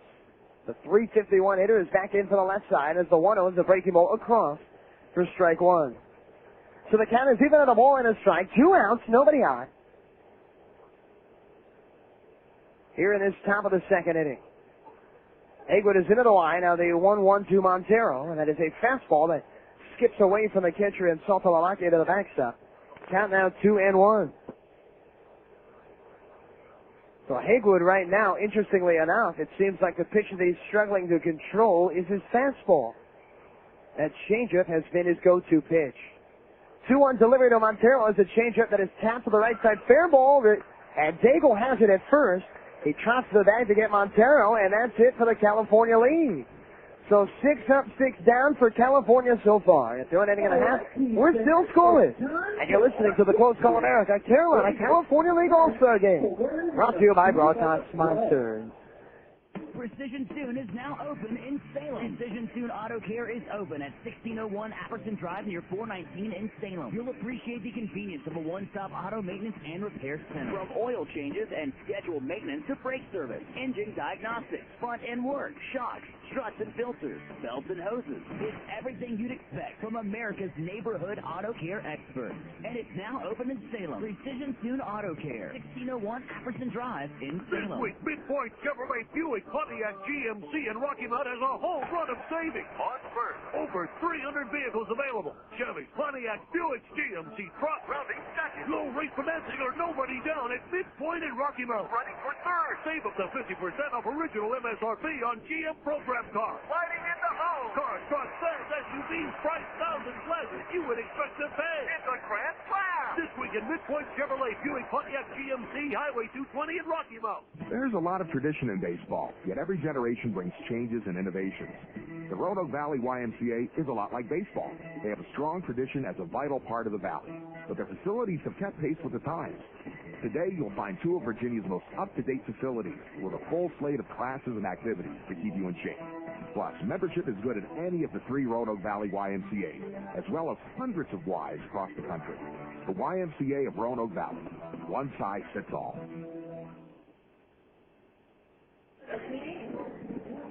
Hello, everybody, and welcome back here to Figueroa Stadium in Frederick, Maryland. Adam Pohl with you here in the bottom of the second inning, and we are scoreless. We have not seen a base runner yet. And Leo Daigle, who is leading the Carolina League in all 3 Triple Crown categories, will back to lead things off against a new pitcher in the ballgame, Chris Cordero. Cordero of the Bakersfield Blaze, a product of the Texas Rangers organization, who is very hot as of late. In fact, Cordero, really a late inning guy. He's not used to this second inning stuff. He has saved in 6 of his last 7 games and has pitched scoreless outings in 10 of his last 11 appearances. So Cordero, the shutdown guy at the back of Bakersfield's bullpen, will face Daigle here to get things started. And Daigle hit some huge drives in the Turf Systems Home Run Derby here prior to this ball game. He is quite a power hitter. Daigle on the year, 362 with 24 home runs and 85 RBI. Through just over 70 games as the pitch to Leo, and he swings and just hits it foul. He's a veteran ball player, drafted all the way back in 1997. And in fact, Leo, his highest home run number came in 2002 when he was in the Florida State League. So high A baseball even that far back. He hit 23 home runs with Lakeland of the Tigers organization. So the count is 0-1 now here to Daigle. Cordero deals, and Daigle takes a strike on the outer half. Now 0-2. Daigle to be followed by Frederick Keys left fielder Nick Markakis and Winston-Salem Warthogs right fielder in Thomas Calero. So Daigle, who is Calero's teammate, they're 1-2 in the Carolina League and home runs is in the 0-2, and it's that slider breaking away 1 ball and 2 strikes. And even for us, John Versteeg with me here, Adam Pohl, on the Avalanche Baseball Network's production of this Close Call America Carolina California League All-Star Game. So interesting to see the other pitchers. That sidewinder of Cordero. He's got quite a slider from the right side. 1-2 now to Daigle, and he tries this one foul. That's going to be a souvenir out of play. Count stays at a ball and 2 strikes. Cordero's numbers, he is 2-0 with 10 saves, a 2.25 ERA. Actually started the season in the Midwest League with Clinton and was moved up to Bakersfield in late April. So the count is 1-2 to Daigle, the pitch. And he reaches out and taps one by the hill. Charging is the shortstop in Wood. O'Berry on fire, but it's not in time to get Daigle. A rare infield hit for the power hitter, and he's the first base runner of the ball game. So Daigle was caught reaching out there on that slider away and was able to just tap it back to the left side of the hill, the third base side of the hill. Cordero could not get over to that baseball, and Wood, even though he barehanded the ball ably, could not get it to first in time. So here's the hometown hero, Nick Markakis, the number 1 prospect in the Baltimore Orioles organization from Young Harris Junior College. Markakis, such a highly touted prospect that many teams would have made him a pitcher, as the first pitch is cut on and tapped foul straight down into the ground, 0-1. Markakis is one of 3 ball players in this game of Greek heritage and descent that actually played with the Greek national team in the 2004 Summer Olympics. Markakis was both a hitter and a pitcher with that ball club. As the 0-1 to Nick is topped up, left side, out of play. And the count is now 0-2 to Nick. So interesting. Bobby Kingsbury, the leadoff hitter and center fielder, was on that club as well. And George Kataris, the catcher, a product of the Lake Elsinore Storm, is the San Diego Padres organization. Actually, his parents were born in Greece, and he grew up speaking Greek. And he'll see time tonight. 0-2 now to Markakis, outside with a fastball. Very close. Count is 1-2 strikes. So some former teammates now getting reacquainted here after they broke away from their farm clubs last season to play in the Olympics, and that is quite an experience. Here's the 1-2. Markakis drives this one high in the air and deep to right field. This ball is way back, and this ball is gone. Nick Markakis, he won the home run derby, and he keeps it up with a 2-run home run off of Chris Cordero, and the Carolina League leads it 2-0.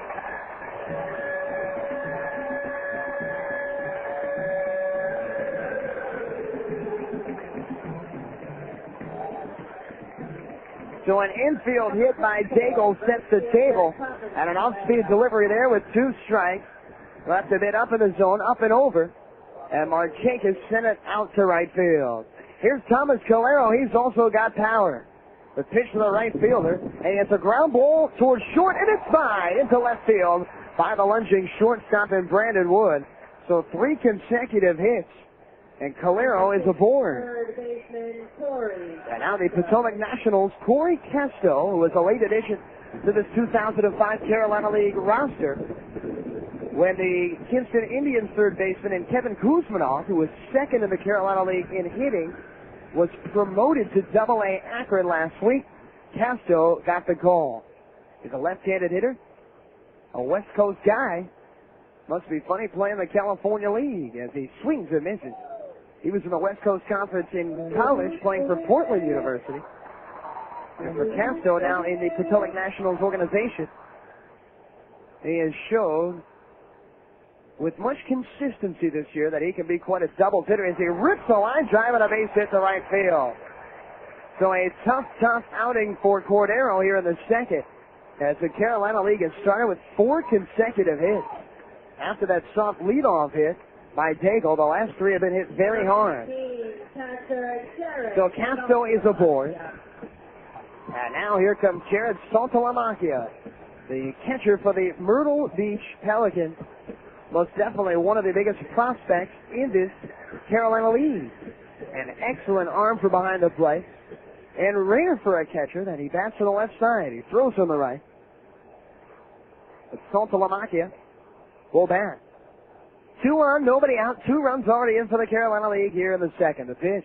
And Saltalamacchia chops it foul. And the count is 0-1. Jared has an interesting fact that if he, this is some pressure on him, folks. If Jared is able to make it to the major leagues, he will have the longest last name in the history of Major League Baseball. Saltalamacchia, that is a lot of yarn. 14 letters. As the 0-1 to Jared is just missing, a bit low. 1 ball and 1 strike from Cordero. Saltalamacchia, a .275 hitter with 7 homers and 32 runs driven in here this season so far. So the count is even on a ball and a strike from the stretch. Cordero deals, and he misses outside. Now 2-1. Both teams are warming up relievers. Almost backing up the relievers, as the guys we saw warming up in the second inning did not come in. They'll probably be ready for the third. Cordero with a 2-1 now to Jared, and he fouls this away. Out of play to the left side. That one landing right on top of the foul ball. Franks. Eatery there to the left side. Cat is now even up at 2 balls and 2 strikes here to Jared. So for Saltalamacchia, he was a 36th overall selection of the 2003 draft. Power numbers continue to increase. He had 10 home runs in Rome in the South Atlantic League last year. 7 already this year. The 2-2 is just inside, and the count is now full. A 2-run home run off the bat of left fielder Nick Markakis as the Carolina League on top 2-0. Cordero now with the 3-2. And that is low ball 4. And the bases are loaded with nobody out.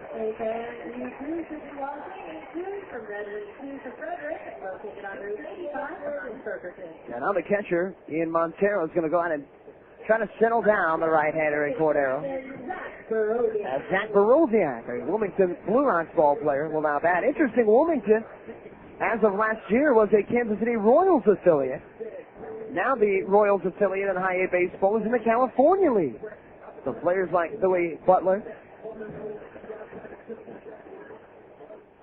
will be playing for this Carolina League team if it was last year.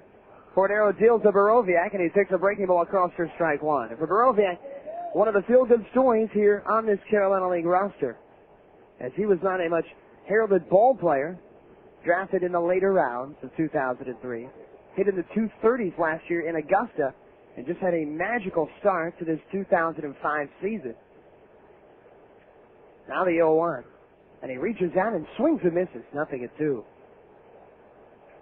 For Baroviak, Zach was hitting .319 on May the 12th. He averaged well over 300 for much of the year. Had a bit of a struggle here in June. It's knocked him down to .254. And he's kind of been switched around between second base and third this year. 0-2 is a breaking ball that's popped up in the infield. Going out as the catcher in the fair territory, Montero. He's running top of the line as a third baseman, and Butler calls him off and makes the catch for the first out here of this bottom of the second inning. So Baroviak is retired, and now Bobby Kingsbury will come to that for the second time tonight. Kingsbury struck out swinging his first time up, and as we told you, he was a member of that Greek Olympic team. What Bobby and Nick don't want me to tell you about is that team that was put together to represent Greece had to face so many great ball players from countries like Japan and Cuba. Of course, there was no United States team in that 2004 Olympics. That was interesting, as the fastball is outside 1-0, and Greece had a team because they were the host country. But Greek baseball is not one of the powerhouses of the world, so they had to go and recruit American players that had family of Greek descent. The 1-0, Kingsbury swings and misses, now 1-1. And the team went 0-8 in play in the Olympics, representing the homeland of Greece. So the bases are loaded. There's one out. Thomas Calero is at third. Corey Castro at second. Jared Santalamaki at first. The 1-1. That is low and inside. Now 2 balls and a strike to Kingsbury. Kingsbury is a member of the Lynchburg Hillcats, the Hillcats winners of the Northern Division in the first half of the Carolina League. They've already punched their ticket to the playoffs. Here's the 2-1. And it is tap foul, 2-2.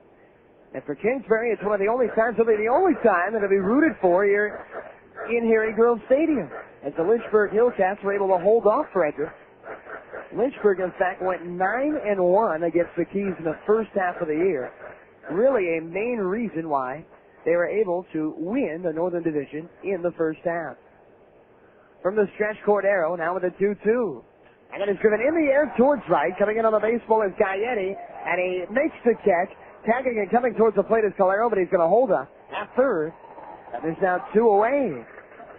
So after that 2-run home run got the inning started by Martinez, following Leo Daigle's infield single, the Carolina League loaded the bases with 2 hits and a walk with nobody out. But Baroviak has popped out to third. And that shallow fly by Kingsbury now means that the Carolina League All-Stars will need a hit, most likely, from Robert Polito, the 8th man to bat in this inning, to bring home another run. Polito flew out to shallow center field his first time up.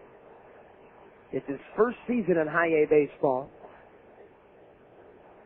The pitch, and he drives this one in the air, high in the sky towards right. Should be an easy play for Gaetti out there, and he makes the catch to end the inning. So Carolina scores 2, but that's it. They strand the bases loaded. After 2 innings of play, it's 2-0, the Carolina League. And you're listening to exclusive coverage of the Close Call America Carolina-California League All-Star Game, brought to you by Broadcast Monsters. It's baseball season, but the warm weather brings more than baseball. It also brings termites. Sudden swarms of small, black, clear-winged insects clustered or crawling around your home suggest infestation and possible damage. Call Pest Detective Exterminating today at 345-4500 for a free inspection for termite control and all types of pest control. Put Pest Detectives in your game, and the bugs will strike out. Pest Detective Exterminating, 345-4500. Your locally owned and operated Stop-In food stores are open 24 hours a day, 7 days a week for your convenience. Stop-In food stores have supermarket pricing on some of your most needed items, such as all varieties of milk, gallons only $2.99. Grade A large eggs are 99 cents a dozen, and 16-ounce loaves of Sunbeam bread are only 99 cents each. No matter where you are in the Roanoke Valley, there's a Stop-In food store near you. So stop in today. Stop-In food stores, your one-stop convenient place to shop. When you're hot and there's no place to go, come on down and get a Tropical Snow. Tropical Snow is the place to catch a nice cold treat with 37 real-to-life flavors like blue raspberry, margarita, and pina colada. Tropical Snow also offers the best taste with no fat and no carbs. Tropical Snow, Ravelton Avenue across from the Coffee Pot, and West Salem Plaza on West Main Street. Look for Tropical Snow at sporting events throughout the year, including Virginia Tech football and basketball games, events at the Moyer Sports Complex, and of course at Salem Avalanche games.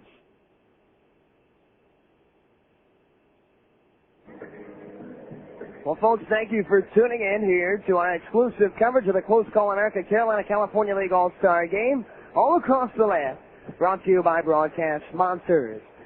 Well, it is the third pitcher of this game for the Carolina League, and it will be the Potomac Nationals right-hander in Armando Galarraga, the Venezuelan product who really gets the job done with a very good fastball. You can get it up there in the mid-90s, touch 95 on the gun, and he has an excellent slider, and that two-pitch combo can be very tough to handle. So Galarraga will face Joe Gaetti, Danny Putnam, and Clay Kempner here in this third inning. Number 8, right fielder Joe Gaetti. The Carolina League scored 2 runs and a 2-run home run off the bat of the Frederick Keys, Nick Markakis here in his home stadium. Markakis won the home run derby earlier, and he drove another one out here in the second inning. Pitch from Galarraga is swung on a miss, as Gaetti was well behind that. Gaetti, a product of the Rockies organization and the Modesto Nuts, was a 12th round selection in 2003. As the 0-1 is off the outside portion. 1 ball and 1 strike now. Gaetti was a product of NC State University, so an ACC ball player. The 1-1 now, and that is on the inside corner, 1 ball with 2 strikes. In 2004, he had 16 home runs with Asheville of the South Atlantic League, and he's got power to all fields. As the 1-2 now is cut on and driven foul, high in the air and out of play. Count will stay at a ball with 2 strikes. This year for Gaetti, he has 13 home runs, and he's hit 4 in his last 7 games, so really starting to heat up here in the summer. Wind in the 1-2 from Galarraga, and that is just missing away with a fastball, even up at 2-2. So Armando of the brand new Potomac Nationals. They were the Potomac Cannons for quite a while. Last they were with the Cincinnati Reds organization, but now Potomac, which is just 40 minutes away from D.C., going with the new hometown team as the 2-2 misses outside. Count is full. So they are the Potomac Nationals for the first time and have already had some Major League ball players called up there to play a few games. There's a 3-2 delivery, swing and a miss, strike 3. First strikeout for Galarraga, but the 4th for the Carolina League All-Star tonight. And for the Nationals, it has been exciting. Will Cordero played a week there at home, a 6-game homestand. Henry Mateo also went there, another Major Leaguer. So being so close to the Major League club and with so much excitement in that area with the Expos coming down to Washington, D.C., it has really been a perfect match for Potomac. 1 away, and now center fielder Danny Putnam will bat. Putnam takes low to begin his at-bat, a fastball missing. Danny of the Stockton Ports of the Oakland A's organization. Not a surprise that he's a very patient hitter. The 1-0. And Danny takes side 2-0. He's showing that right now. Not too many walks at an All-Star game. Guys aren't up there to boost their on-base percentage. They want to take their hats, especially the guys from the California League that came across the country to play in this one ball game. But Putnam is a very patient ball player as he takes the 2-0 for strike 1 right across. In fact, in the month of June, he has 19 walks to just 14 strikeouts. Hitting .309 here in this month. Overall, a .299 hitter this year. 2-1 to Putnam is driven foul to the left side. 2-2. And so much talk about the Oakland A's organization and how they love to draft players that have that great view of the strike zone and aren't willing to chase much and work pitchers deep. And Putnam is that kind of player. He fits the mold. Winding a 2-2 to the lefty. Swing and a miss. Strike three. Dominic Gronka got a fastball by him. And 8 in a row have been tired by the Carolina League All-Stars. So now the number 9 hitter in Clay Timpner, who is also a late addition to this ball club. Timpner, rated by Baseball America as the best defensive outfielder in the San Francisco Giants system, will come to bat. For Clay, it's just his second season in professional baseball. A 4th round draft choice at 04. The pitch, he takes up and away. 1 ball and no strike. Thank you for tuning in here to the Close Call America Carolina California League All-Star Game for 2005. 1-0 is hit on the ground towards first. Leo Daigle there gloves it. He'll go to the bag unassisted, and that's it. The California League All-Stars, they go down in order here in the top of the third. It's 2-0 Carolina League, and you're listening to the Close Call America Carolina California League All-Star Game, brought to you by Broadcast Monsters. Hey, feeling a little crabby? Then come to Awful Arthur's for crablet night every Tuesday and get 2 pounds for the price of 1. If it's oysters you want, Wednesday is oyster night, raw or steamed. At just 35 cents each, we'll shuck all night.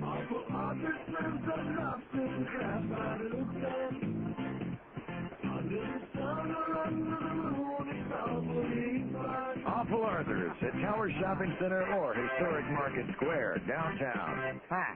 Richard Petty here with a Goodies Body Pain demonstration. Dad, these racing trophies are heavy. Do I really have to move all 200 of them upstairs? I sure won a lot of races, didn't I? Aren't you even going to help? Oh, sure, Kyle. Here, have some Goodies Body Pain. Oh. Nothing works faster on your aches and pains. These are heavy. And sore backs and bum knees. Really heavy. And Kyle, why are you doing that? That 40 Z-cord would look awful good in my bedroom. Oh, great. Goodies Body Pain. It's just plain fast. Use the directive. Hi, Kyle Petty for Goodies PM. I'm filling in as your spokesperson today because my dad, old Richard Petty, took some of that Goodies PM a little while ago. Yes, that's what the king sounds like when he snores. And as you can tell from Sleeping Beauty here, Goodies PM really works. See, because it's a powder, Goodies PM takes care of your pain fast. And it has an extra ingredient to help you sleep. Oh, come on, Dad, you're smashing your hat. Goodies PM, it's just plain fast. For occasional use only as directed. Now into the ball game is a member of the San Jose Giants, Jesse Floyd, the right-handed pitcher, in to face Mario Delgado here in this third inning. San Jose Giants have 4 players on this California League All-Star team. And for them, Jesse Floyd, with 2 10-strikeout games this year. He's had some speed. He's averaging a strikeout per inning over his entire career. 7-3 with a 4.19 ERA coming into today's action. So here's Delgado. He'll be followed by Daigle and Markakis. 2 Frederick Keys, the hometown club, to bat here in this third inning. Into the line is the right-hander in Floyd. The pitch is outside for ball 1. Haven't had any changes in the field so far, as we're just into the third inning, but you have to think that down the line that's going to take place. The 1-0 now. Delgado swings and misses, actually grazing that baseball in and out of the glove of Montero, the catcher. Now 1-1. So Floyd, the right-handed pitcher, last year is just 4-8 in low A ball at Hagerstown. It has been a great 2005, a step up for Floyd, the 1-1. And this one is fouled back, 1-2. And there's no doubting the guy has got excellent stuff. But overall, he's had trouble getting in the win column throughout his career coming into this year. But in 2005, that has not been the case. Floyd now is into the line. Here's the 1-2 delivery to Delgado. That is low, in the dirt. Nice block for Montero. Count is 2 balls and 2 strikes. It is 2-0. The Carolina League leads it. A Nick Markakis 2-run home run in the second inning is the scoring in this game. Of course, in that second inning, though, the Carolina League had the bases loaded with nobody out. after the 2 runs had already scored, and they failed to score another run. As a 2-2 is a line drive, so it's shallow enough, coming in and making a diving play, but not able to catch it in the fly is Tipner. A leadoff single for Delgado. It was almost a fantastic play by Tipner, who was racing in. He made a head-first dive at the baseball, got his mitt on it, but could not come up with the ground. And Delgado was aboard with a leadoff single, a very good piece of hitting to take that fastball away and line it into the opposite field. So here's Daigle. He singled and scored in the second. That's with an open stance. The pitch. Leo takes outside for ball 1. Interesting, Leo was around the Major League camp at times for the White Sox organization this year and really befriended Carl Everett. And they talked a lot about gaining more power in your swing. And what Daigle's been able to do with that is have much better contact, much more consistently. As the 1-0 is a strike on the outside corner now, 1-1. And the numbers show it for Daigle after being released when he was brought to the White Sox organization. He was in Kannapolis, low A last year. This for a ball player that was in the higher realms of minor league baseball the year prior.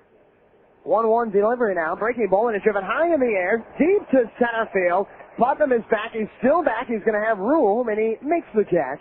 And Delgado will retreat to first base. So 1 away now in the third. But Daigle hitting an Ernie Shore field in the Carolina League. That is the smallest field maybe in the entire league. The biggest home run park. And his club, the Winston-Salem War Dogs, actually lead all of minor league baseball. They've hit well over 115 home runs as a team this year. Here's Nick Markakis, who's the hero so far. He taps the plate now and awaits his delivery from Floyd, who's working from the stretch. The pitch, and Markakis swings through a fastball. 0-1. On first is Nick's teammate, Mario Delgado.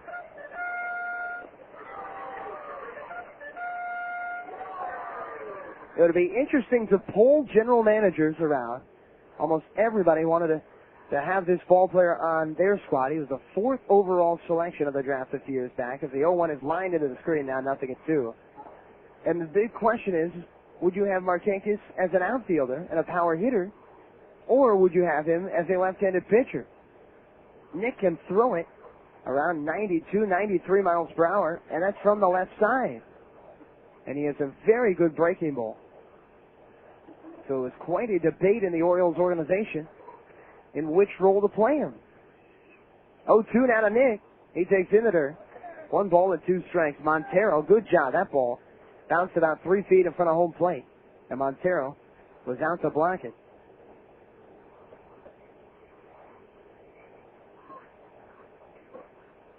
So the left-handed hitting Markakis now will stand back in. He taps the plate. Count as a ball and 2 strikes. We'll see if he can repeat the magic. He had a home run in this situation back in the second inning with Leo Daigle at first. 1-2 now from Floyd. That's in the dirt again. 2 balls and 2 strikes. The higher you go in minor league baseball, and the more talented and veteran players you face, the less you're able to get hitters to chase pitches like that, breaking balls that are in the dirt, to go after them, pitches that start in the zone and fade away. This is really around the time in players' careers where you see them starting to notice the curve, the spin on the ball. It's a 2 to the line drive, and it's over the leaping third baseman and Billy Butler and into left field. So what a game so far for the hometown Keys. They have 4 players on this ball club, and the 2 that are starting are 3 for 4 combined. And Markakis' single moves Delgado to second, so now 2 on with a 1 away for Thomas Calero. What a year Calero's having. He was a 27th round choice in 2001, but now, after spending 3 years in rookie ball, he jumped up to high A and is having his best year yet. To the pitch. And he hits the ball sharply down the left field line. A fair ball. Rounding third and coming to the plate is Delgado. He'll score standing. The throw comes to third, and Markakis is safe. It's an RBI double for Calero, and the Carolina League leads it 3-0.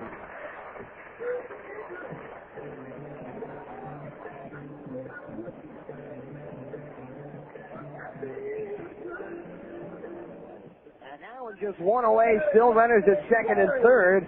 As Corey Castro, the doubles machine, comes to the plate.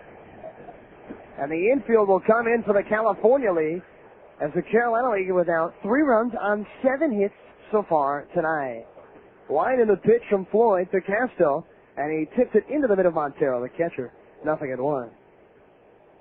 For Castro, he had an 11-game double streak, a double in 11 straight from May the 18th May the 15th to May the 29th, as the 0-1 is inside, now 1 ball and 1 strike. That is almost unheard of.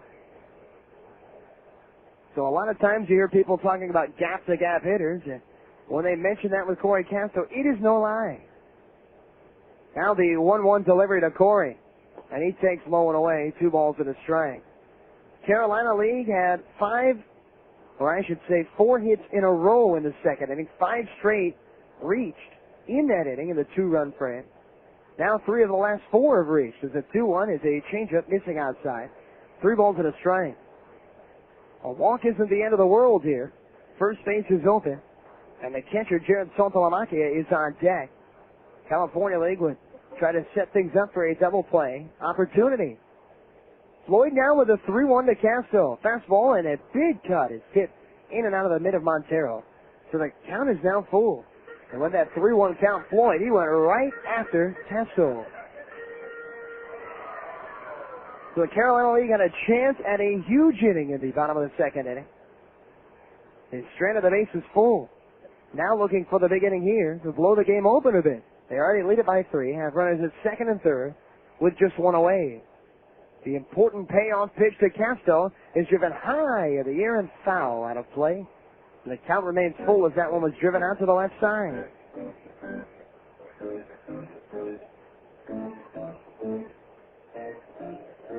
So now the pitcher in Floyd goes back. He's got the rosin back, trying to get a better feel for the baseball. He tosses it to the ground. Now he's into the line. The 3-2 to Castro in the dirt low. Ball 4.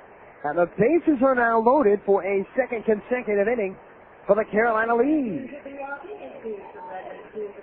So Chris Cordero had a tough second inning after Ubaldo Jimenez started this game for the California League. He set the Carolina League down in order. Well, the Carolina League scored 2 in the second and put 5 men on the base path. And now a big inning in the works here in the third as Santalamacchia can come through.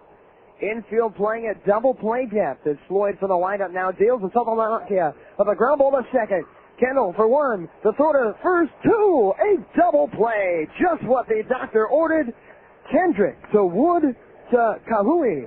And it is now 3-0 as we are through 3 innings here in Frederick. John Versteeg will be with you when we return here.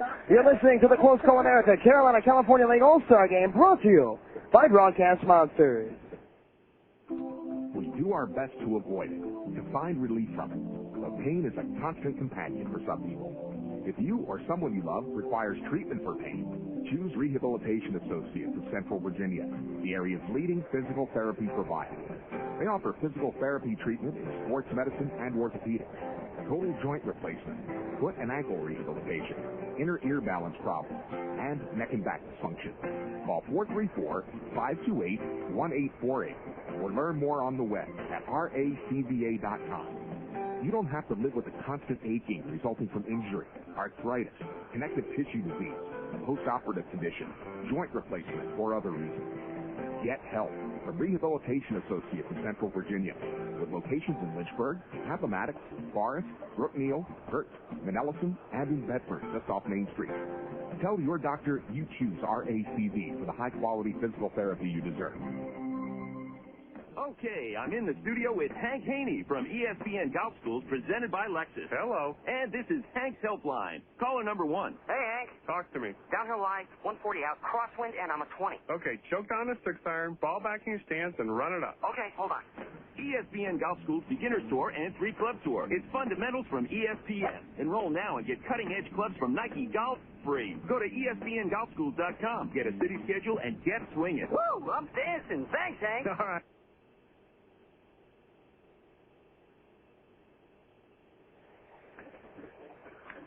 Welcome back here to Harry Grove Stadium here in Frederick, Maryland. My name is John Versteeg. Time for the fourth inning as the Carolina League goes to work against the California League. New pitcher on the mound for the Carolina League from the Myrtle Beach Pelicans. It is the left-hander Brady Endel. 5 wins, 4 losses, a 2.80 earned run average for Brady. And he is the fourth pitcher of the evening for the Carolina League, replacing Armando Galarraga, who pitched an inning of scoreless baseball. Struck out 2, did Galarraga. Did not allow a hit, did not allow a run. 3 runs, 7 hits, no errors for the hometown Carolina League team. Zeros across the board for California as the Cal League All-Stars send 1 through 3 up in the order. Howie Kendrick, Brandon Wood, Billy Butler, the 3 batters to lead things off here in the fourth inning for the California League. And it is the second baseman for the Rancho Cucamonga Quakes, Howie Kendrick, up at bat. Brady Endel into the line. The pitch. A fastball just missing off the inside corner low, ball 1. Howie Kendrick had a chance to pick the brain of the Los Angeles Angels second baseman, Adam Kennedy, as he swings and misses on the 1-0, even in the count, 1 ball, 1 strike. Howie and Adam sharing the same position, but Howie having to move over a little bit as Adam Kennedy had to rehab an injury with Rancho Cucamonga. Count now 1-2 on the big breaking ball going over the outside corner. Nobody on, nobody out. Leadoff man for the fourth inning in Kendrick. Endel's pitch. Swing and a miss. Kendrick down on strikes. He's out number 1, and overall for the California League, it is strikeout number 6 on the evening, and 4 Carolina League pitchers have combined to get those 6 strikeouts. So now here's the shortstop Brandon Wood, but Howie Kendrick saying how he was able to pick Adam Kennedy's brain and talk to him a little bit about how Kennedy turns a double play. First pitch swung on a miss by Brandon Wood. Wood 0 for 1 tonight. Grounded out to the pitcher in Aníbal Sánchez in the first inning. Aníbal, the starting pitcher for the Carolina League, as the 1-0 pitch, 0-1 pitch sails outside and high, and it's 1 ball, 1 strike. Brady Endel sailed that pitch high and away from the glove of the catcher Jared Saltalamacchia, who's his regular catcher. Both guys from Myrtle Beach. The 1-1. Swinging a ground ball. Hit through the hole on the left side, and that's a base hit. Brandon Wood with a 1-out single. And now here comes the third baseman, Billy Butler. So Butler, the man who also plays the hot corner for the High Desert Mavericks. He was in the home run derby, the Terp Systems home run derby before the game, was one of the 3 California League representatives. Butler, along with Brandon Wood from Rancho Cucamonga and Miguel Montero from Lancaster, participated. And Butler held his own. He did very well. Just could not hit enough to surpass Frederick's Nick Markakis. 1 out, 1 on. And Carolina with a 3-0 lead. A first pitch sailing outside and high. So Billy Butler played last season out there in Idaho Falls in the Pioneer League. His batting average, .375 in rookie ball in 2004. The 1-0, down and in. And the count even up at 1 ball, 2 balls and no strikes. So Billy Butler struck out his first time swinging. Has a very unorthodox batting stance. The 2-0 missing, going over the inside corner for a strike, 2-1. Butler stands with his feet spread wide apart, almost past the shoulders. He hits both feet with his bat before he goes up there and swings. As he swings and misses on the 2-1, and the count even up 2 balls and 2 strikes. Billy Butler, a guy, really the question being his long-term projection as a shortstop or as a third baseman in the Royals organization. 2-2. Brady Endel delivers it outside and high. And Billy Butler actually going from third base, where he played in high school and the first really season and a half of his professional career, and is now being tried as an outfielder by Kansas City. Payoff pitch outside and high, ball 4. Billy Butler aboard with a 1-out walk. On the play, the shortstop, Brandon Wood, goes to second. 2 aboard with 1 away. And now it's the designated hitter, Eddie Martinez Esteve. And Martinez Esteve struck out his first time up in the second inning. He's a guy really some question about him as to whether or not he would start the 2005 season with high single A San Jose in the California League. Had a right shoulder injury, did Martinez yesterday, as the first pitch is swung on a miss, 0-1. Baseball America projected him before the year to go to extended spring training in the Giants organization and then eventually end up at San Jose.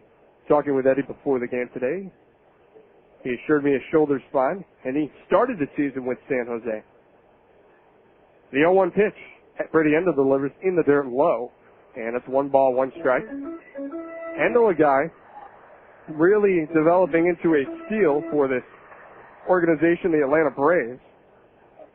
A draft pick out of Division III, University of Wisconsin-Whitewater.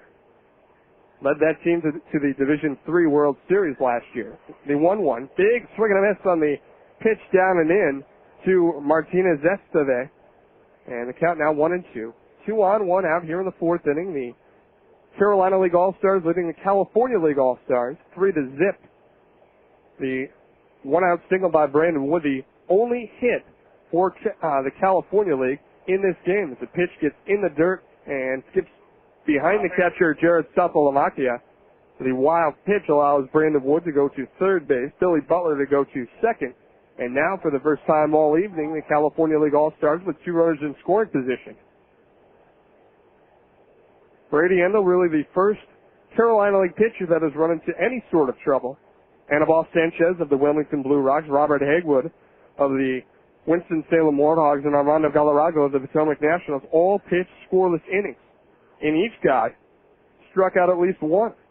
Sanchez with 1, Hagewood and Galarraga each with 2. The 2-2 in the dirt low. And the count's now full to Eddie Martinez Esteve, the designated hitter in this game, is listed on the California League roster as an outfielder and has played mostly outfield. Here's the payoff pitch. Swung on, fisted into short right center field. Out is the second baseman Borowiak, in the right fielder Calero, and it's the second baseman Borowiak who made the catch, and now he's going to throw to third to double up the runner at third, Brandon Wood. So Brandon Wood kept going straight towards home plate. Didn't know if Borowiak made the catch. Borowiak, the second baseman, didn't even know himself if he made the catch. An over-the-shoulder grab, and he threw out to third. And the fielder's choice, or the flyout, and then the 4-5 putout to retire Brandon Wood, retires the California League here in the 4th inning. Nothing across, no runs, 1 hit, no errors, 2 men left on, 3.5 done from Frederick.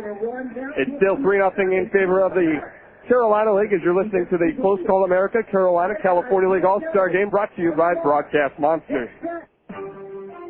In the market for a new car, truck, SUV, or minivan? Listen to this. Right now, Sheeler Chevy offers you one of the industry's most valuable perks. The GM employee discount. Yes, get your new Chevy for the same price as a GM employee. And there's over 400 new Chevys on the lot and more on the way. How about a brand new Aveo, Cobalt, Malibu, Silverado, Colorado, Monte Carlo, Tahoe, Suburban, Equinox, Trailblazer, or Uplander. You pay what we pay. Hurry, this may never happen again. Get your new Chevy today for the same price as a GM employee. Way below factory invoice. 0% financing is available. Get to Sheeler today and get the same deal as a GM employee. You'll pay way below factory invoice. Pay what we pay on in-stock vehicles. But hurry, this may never happen again. Selection is enormous. Get your new Chevy for the same price as a GM employee. But do it today at Sheeler Chevy, an American revolution. Sheeler Chevy, I-81 exit 118C Christiansburg. The GM employee discount. Take advantage today. Tune in to ESPN Radio every Saturday morning at 11 for Piggin' the Ponies. Brought to you in part by TVG, the Interactive Horse Racing Network. Saturday mornings at 11 on ESPN Radio, 1240 in Roanoke, 1320 in Lynchburg.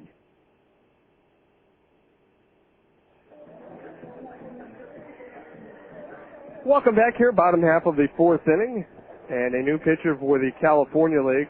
It is the right-hander in James Miller, 6 feet 1 inches, 200 pounds, from North Fort Myers, Florida, out of the Modesto Nuts in the California Rockies, or the Colorado Rockies organization.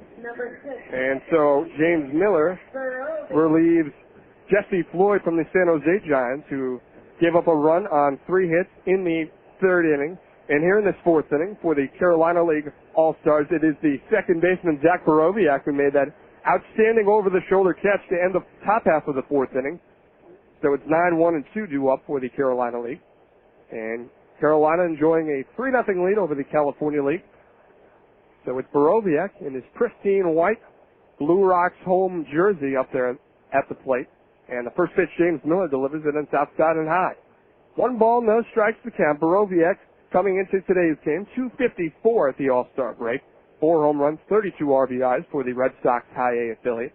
As the 1-0 paints the inside corner for a strike, 1-1.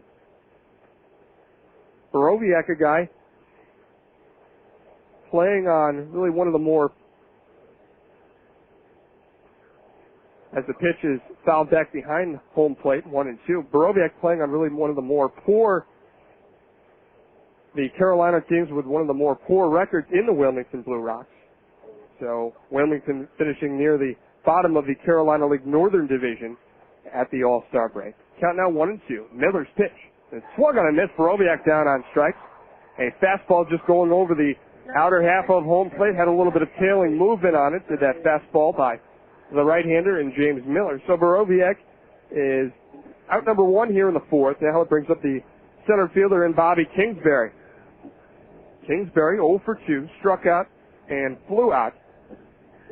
The center fielder playing full-time for the Lynchburg Hillcats, the Carolina League Northern Division first half champions. Both the Carolina and California leagues play split seasons. First pitch, Kingsbury swings and fouls that pitch off to the left and out of play.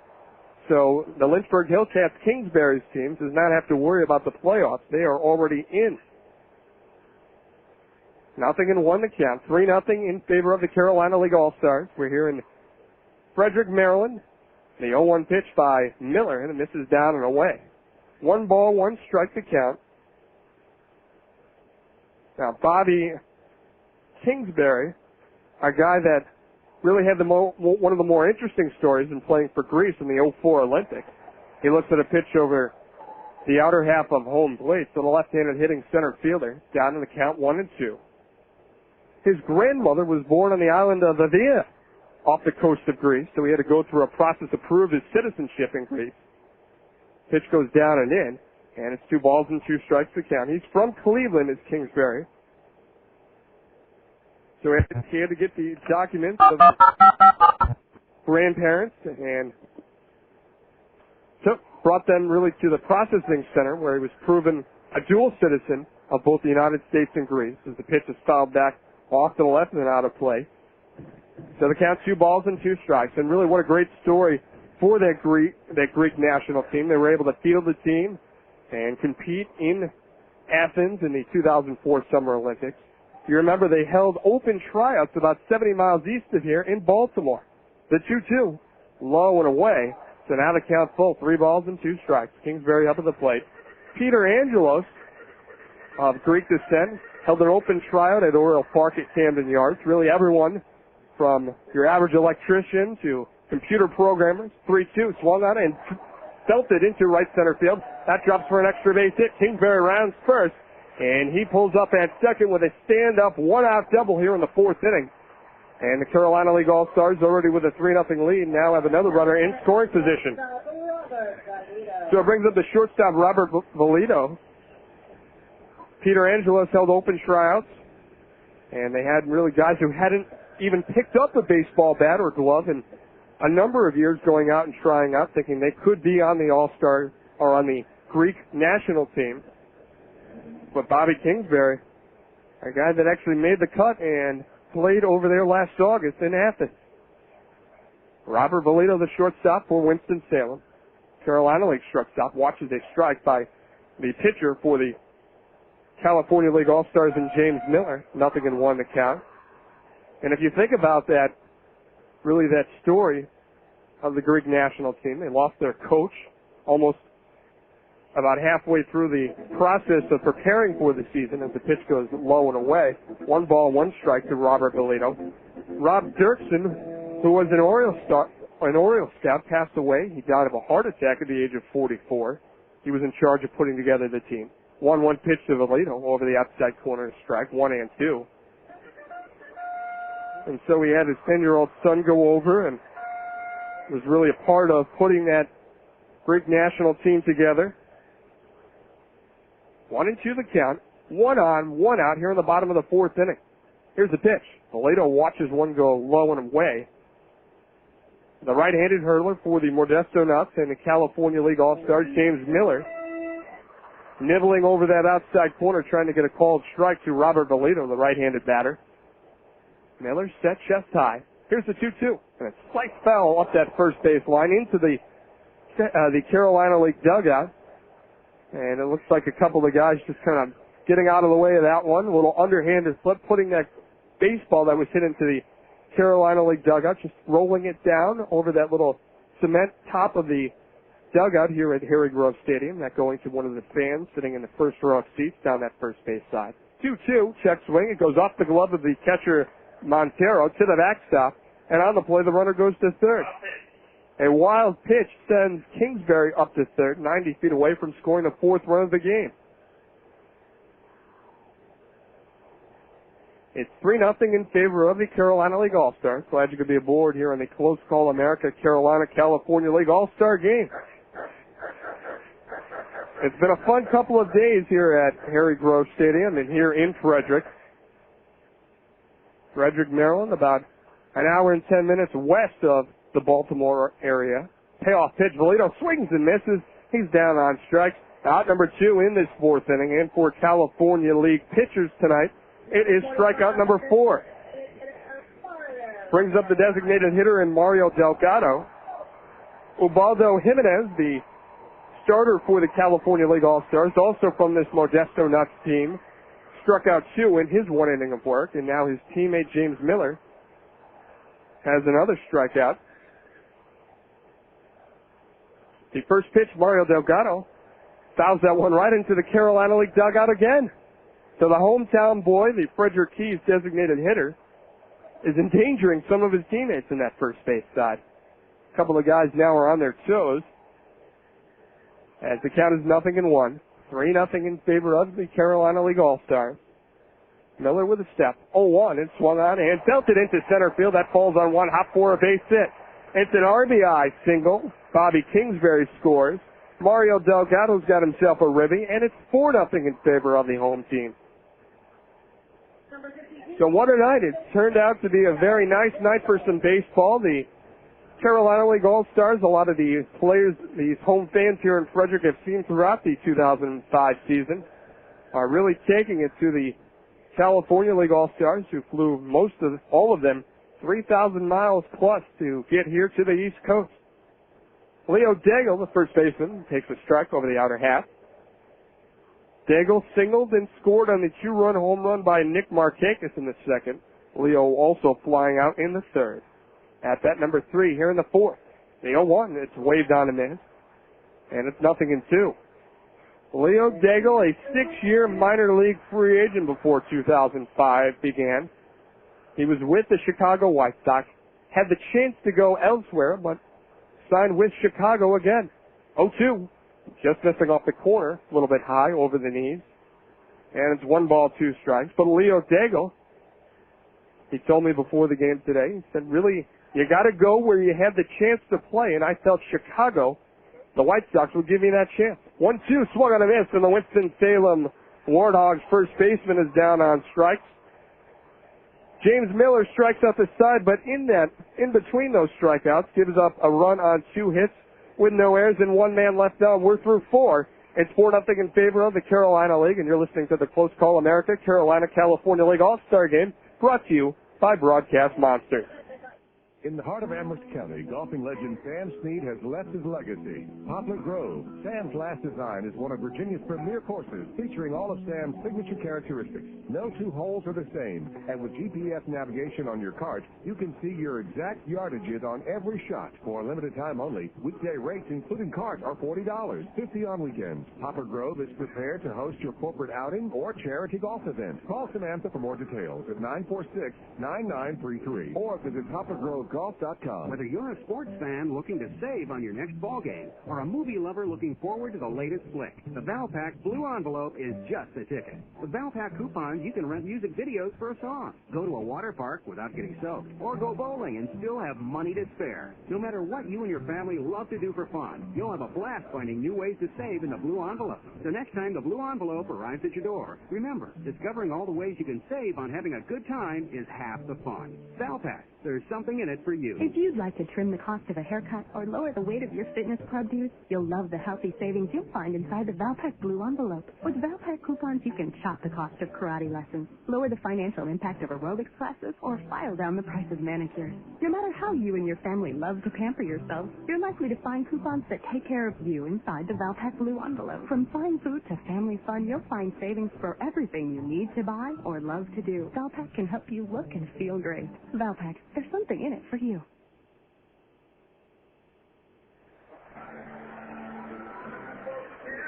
Welcome back to Frederick, Maryland.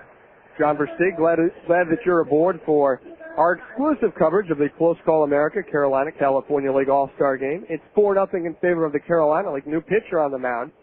And it's Chris Britton from the Frederick Keys. The first pitch is fouled back and out of play by Keila Howie of the High Desert Mavericks in the California League. 0-1 the count. It's Howie followed by Miguel Montero and Joe Gaetti in this fifth inning. Britton winds. The 0-1 is swung on and foul tipped off to the left and out of play. 0-2 the count. Chris Britton relieves Brady Endel of the Myrtle Beach Pelicans, who pitched one inning, gave up a hit, a walk, and did not strike out anybody. But that's the only hit for the California League. Britton's 0-2. Howie checks his swing. The appeal to the third base umpire. And Nick Monaco says that Howie held up. 1 ball, 2 strikes. Howie from the island of Hawaii. 1-2 the count. And Britton's pitch. Swung on a miss. Howie down on strikes. No, he foul tipped the glove. And it just foul tipped it. It just went off the glove of the Myrtle Beach Pelicans and Carolina League catcher Jared Saltalamacchia. 1-2 the count. Looked like Saltalamacchia could not hold on to that pitch. Here's another 1-2. Breaking ball over the outside corner. Punched out looking is Howie. It's his second strikeout of this game. He struck out swinging in the second inning. Now it brings up the catcher Miguel Montero from the Lancaster Jethawks and the Arizona Diamondbacks organization. Boy, what a year this guy has had. He had only 11 home runs in the Midwest League last year with South Bend. Already he's got 22. A little over halfway through the California League season. First pitch and Montero swings, pops it up, left side of the infield. Under it is Casto, the third baseman for Carolina, and the third baseman for the Nationals makes the catch in foul territory, and that retires Montero. 2 quick outs in this fifth inning. And it's really been a quick evening for Carolina League pitchers. The California League going in order 1, 2, 3 in the first 3 innings. And Brady Endel, the Carolina pitcher in the fourth, only faced 1 batter above the minimum in that inning. First 2 have been retired here in the fifth. Joe Gaetti now. He watches a strike, catch that outside corner. 0-1 to the right fielder for Modesto, part of the Nuts contingent that is here in Frederick. The 0-1 catching the outside corner, 0-2. The coaching staff for Modesto is here. They won the California League playoffs last year. And the 0-2 pitch. Gaetti swings and misses. He's down on strike. Second time tonight that's happened. And the 4th time in 5th innings that the Carolina League has retired the California League in order. 1, 2, 3. We're halfway home from Frederick. It's 4-0 in favor of the Carolina League as you're listening to the Close Call America Carolina-California League All-Star Game, brought to you by Broadcast Monsters. Richard Petty here to remind you that when you want fast pain relief, grab a Goodies headache powder, because Goodies is a powder that dissolves faster than tablets, so it gets in your system fast. How is that? That was 9.4 seconds. Ah, shoot. I can do that faster. Let me try that again. Richard Petty here to remind you that when you want fast pain relief, grab a Goodies headache powder, because Goodies is a powder that dissolves faster than tablets, so it gets in your system fast. Ooh, nice one, Richard. 8.1. Goodies is just plain fast. Use as directed. This is a 30-second commercial for Goody's Powder entitled Quick Start. Anytime you're ready. All right. Mr. Petty, what are you doing? I'm just showing folks what it's like waiting to get started. Like if you take tablets, they have to dissolve first. But Goody's gives you a head start because it's a powder. It means nothing works fast. Oh, I got you. I'm smarter than I look, son. Goodies is just plain fast. Use as directed. There is a place where a total stranger will give you their blood. A place where someone you never knew will save your child from drowning. Where a person who doesn't look like you, talk like you, or dress like you will give you shelter after a flood. That place is called America, where we look out for each other. When you help the American Red Cross, you help America. Visit redcross.org or call 1-800-HELP-NOW. Clear Channel Radio, the American Red Cross, and you. Together, we can save a life.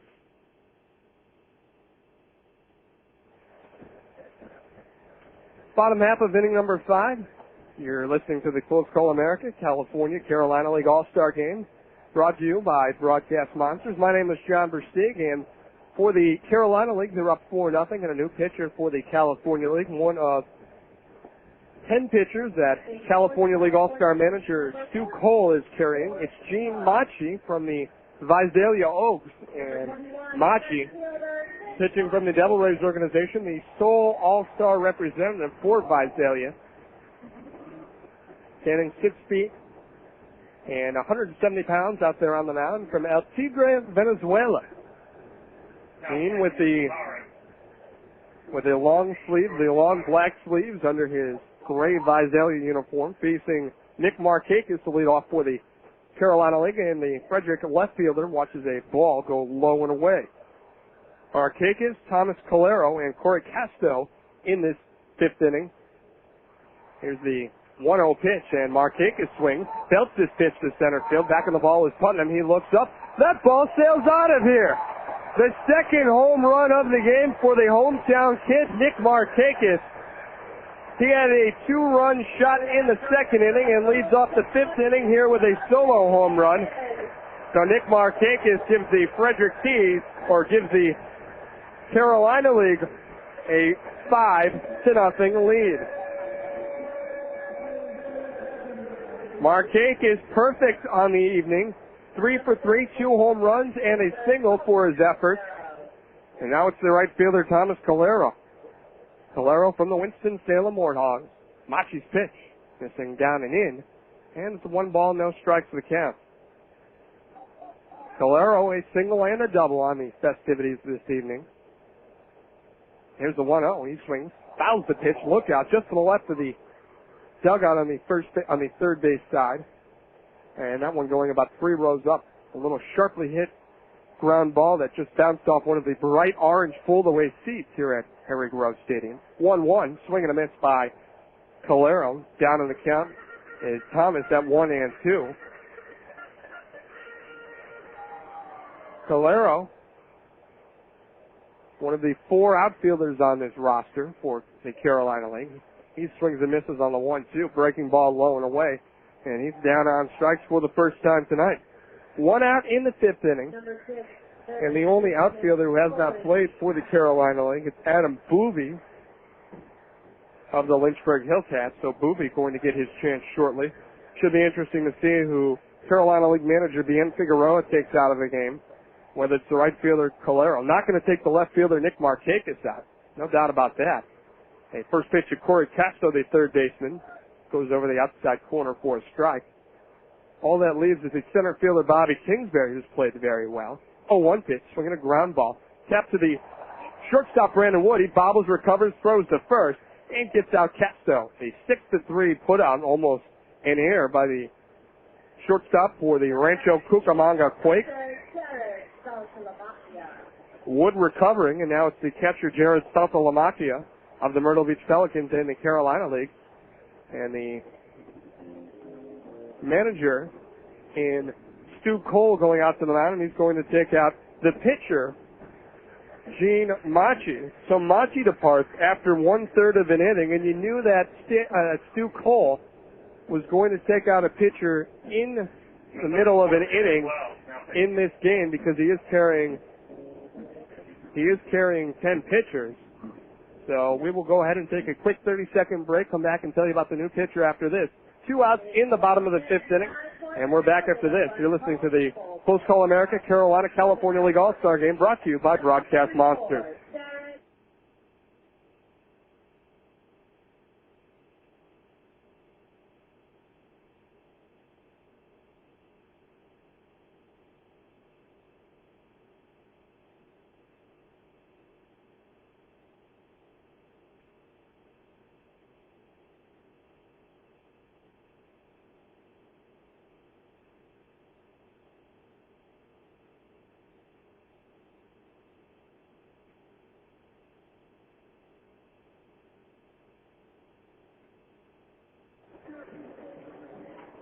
Welcome back, John Verstig here with you at Harry Grove Stadium for the Carolina California League All-Star Game, and the new pitcher for the California League, it is Jared Wells, the right-handed hurler from the Lake Elsinore Storm in the San Diego Padres organization.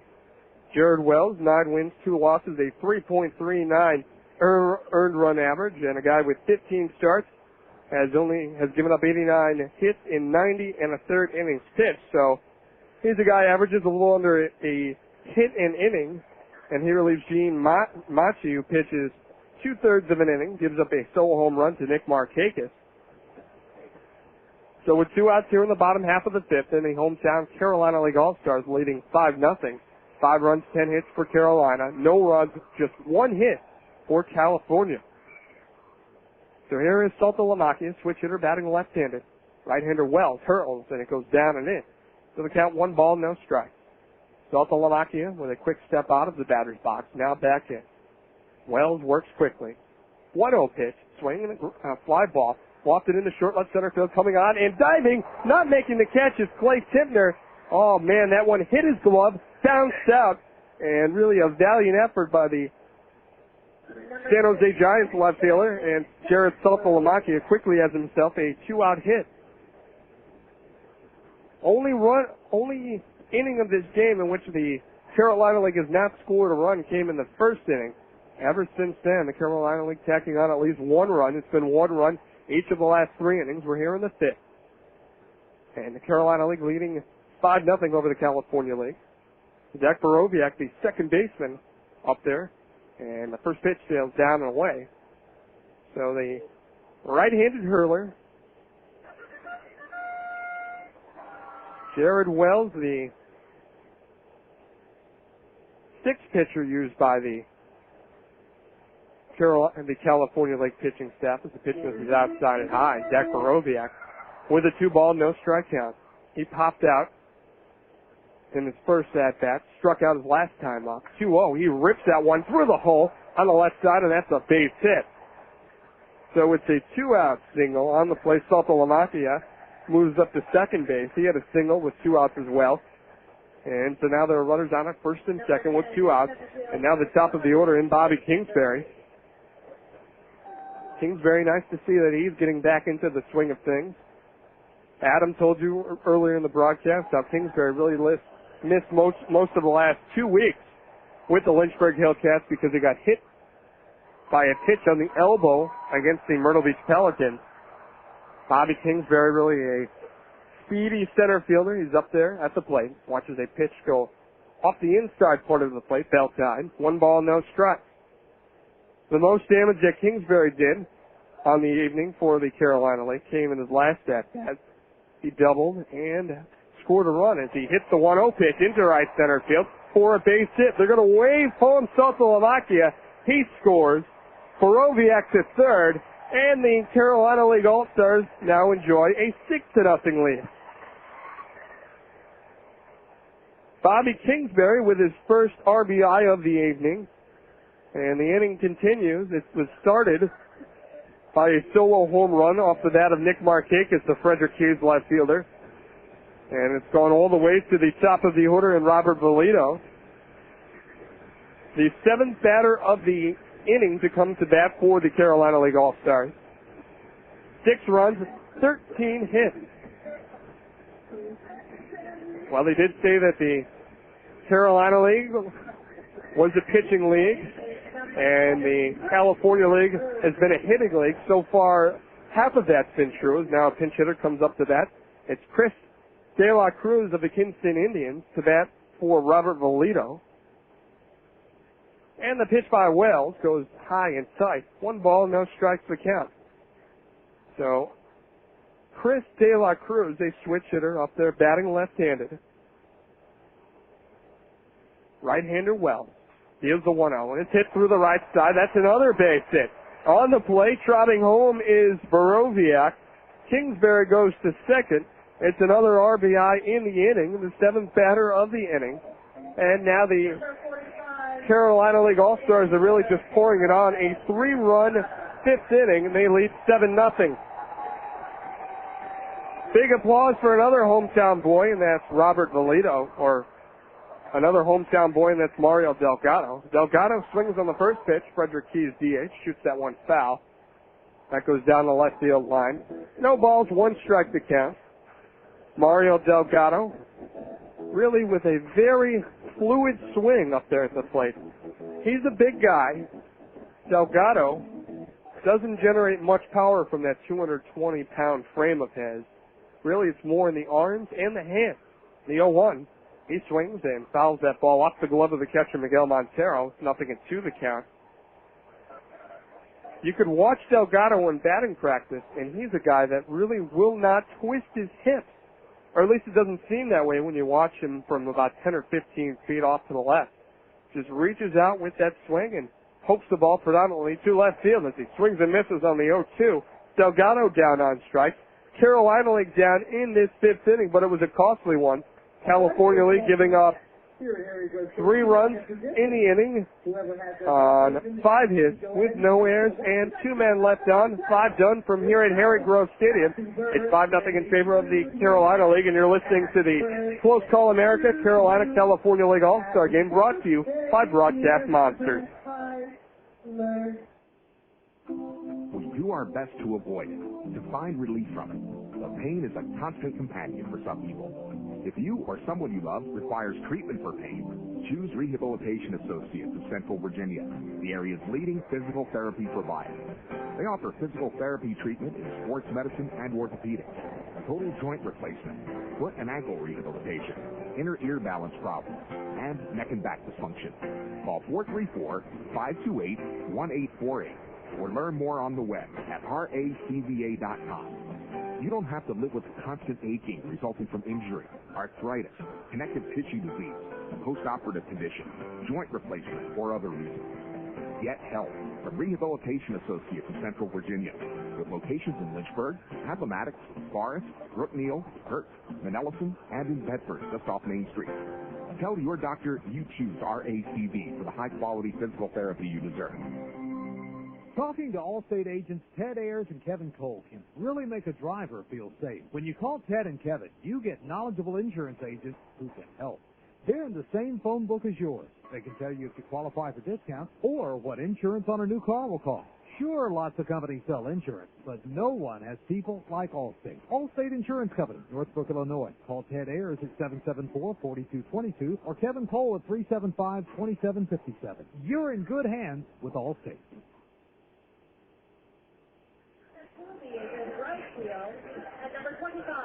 Welcome back.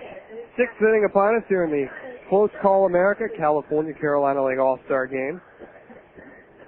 It's Nick Pesco on the mound for the Carolina League, and the first pitch is fouled up the first base line by Danny Putnam. So it's Putnam, the Stockton Port center fielder, followed by the left fielder Clay Timpner, and the second baseman Howie Kendrick. 8-9-1 due up for the California League. They're down 7-0. No runs on 1 hit for the Cal League All-Stars. A lot of changes in the game defensively for the Carolina League. We'll try and get you all of those changes. New second baseman, Zach Borowiak for the Wilmington Blue Rocks, replaced by Frederick Nate Spears. New third baseman is Josh Whitesell from the Potomac Nationals. He replaces Corey Casto, his teammate. The first pitch, the 1-0-1 pitch to Danny Putnam is swung on a miss, and he's down in the count. 0-2. Check that, Josh Whitesell playing first base. Corey Castro still at third for the Potomac Nationals in the Carolina League. Solomon Marique is the new catcher from the Potomac Nationals. Adam Boovey, the Lynchburg Hillcats right fielder, is in right for Carolina. The pitch misses outside and high. So quickly it jumps to 0-2 on Danny Putnam.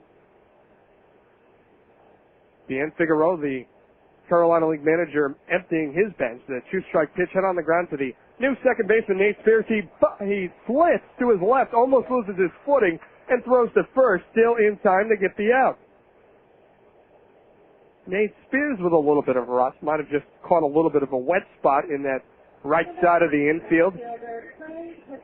There was a lot of rain much before the game, about 2.5 hours before the game. It was raining here in Frederick. The tarp was on, and it was really a blinding rain. Hard for us to get over from the hotel to the ballpark. The pitch to Clay Timpner is fouled back behind home plate. Timpner, the left fielder for the San Jose Giants, a replacement on the California League roster. He swings on the 0-1 pitch and fouls that one off to the left and out of play. 0-2 the count. So Clay Timpner, he replaced Steve Baker from Lake Elsinore, who got promoted. Counts down 1-2 as that pitch misses off the inside corner. So the right-hander Nick Pesco pitches, and the ball is hit up the middle for a base hit. It's a one-out single on a high breaking ball by Nick Pesco. So there's one aboard, and now the second baseman Howie Kendrick comes up to the plate for the California League. Kendrick, a guy, one of the middle infielders for the Rancho Cucamonga Quakes. He, along with Brandon Wood, the shortstop, playing here for the California League, as a 1-0 pitch. The first pitch misses off the corner high. Kendrick, barring a double play, to be followed by his teammate Brandon Wood. The 1-0 pitch hit on the ground to the shortstop, and he throws to second for one. On the first two, a double play. Turned by Chris De La Cruz to Nate Spears at second, and on the first they complete the twin killing. So Brandon Wood's at bat. We'll have to wait. 1, 2, 3 goes California, the California League, with a hit sandwich in between. 5.5 done from here in Frederick. It's 7-0 in favor of the Carolina League. You're listening to the Post Call America Carolina California League All-Star Game. That's brought to you by Broadcast Monsters. Get on up and get on down to Hooters, the place to be for chicken wings. Come grab a beer, the kids don't care, and the girl next door, good friends and more. If you can't stop by, get our wing supply. Hooters make you happy. Right down the street, your neighborhood retreat. Get on up and get on down to Hooters. If you like nearly world-famous chicken wings, then Tuesday is the day for you at Hooters of Roanoke, where you'll find all-you-can-eat wings for only $9.99 all day long. So get on down to Hooters every Tuesday for hot wings, cold beverages, and everybody's favorite, the Hooters Girls. Or bring us up for wings to go at 362 Wings. Hooters make you happy. Right down the street, it's your neighborhood retreat. Get on up and get on down to Hooters. ESPNRadio.com. Live streaming audio. Listen to your favorite shows.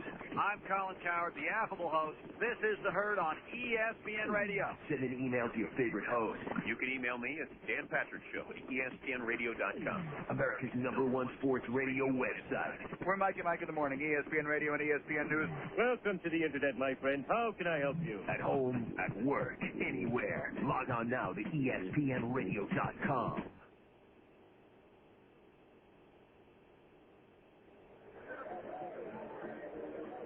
Looks like Jared Wells will stay on the mound for the California League All-Stars as we go here to the bottom half of the 6th inning. For the Carolina League, it's Leo Daigle, Nick Markakis, and Thomas Calero coming up to the plate.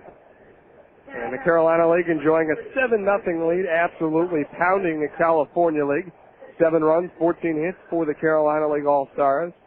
California League All-Stars, no runs on just 2 base hits. There's Josh Whitesell, pinch hitter for Leo Daigle. Whitesell comes up to the plate, watches the pitch go down and in. 1 ball, no strikes. Whitesell from the Potomac Nationals watches the second offering, miss off the inside corner high.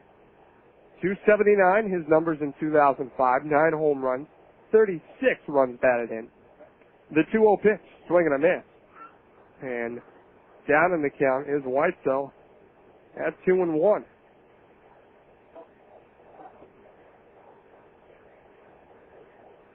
So a quick worker as well. Then the pitch is shot into left field. Diving and making the play is Clay Tintner for the first out of the 6th inning. Not a bad play for Clay Tintner. A ball diving down and away from him. He had to slide like he was going into second base on really a steal attempt. That was the way he played that baseball. And with 1 out in the 6th inning, the Modesto Nuts and California League manager Stu Cole out to the mound to bring a new pitcher into the game. It's a pitching change here with 1 out in the bottom of the 6th inning. We'll take a 30-second break, come back and tell you about it after this. You're listening to the Close Call America Carolina California League All-Star Game, brought to you by Broadcast Monsters.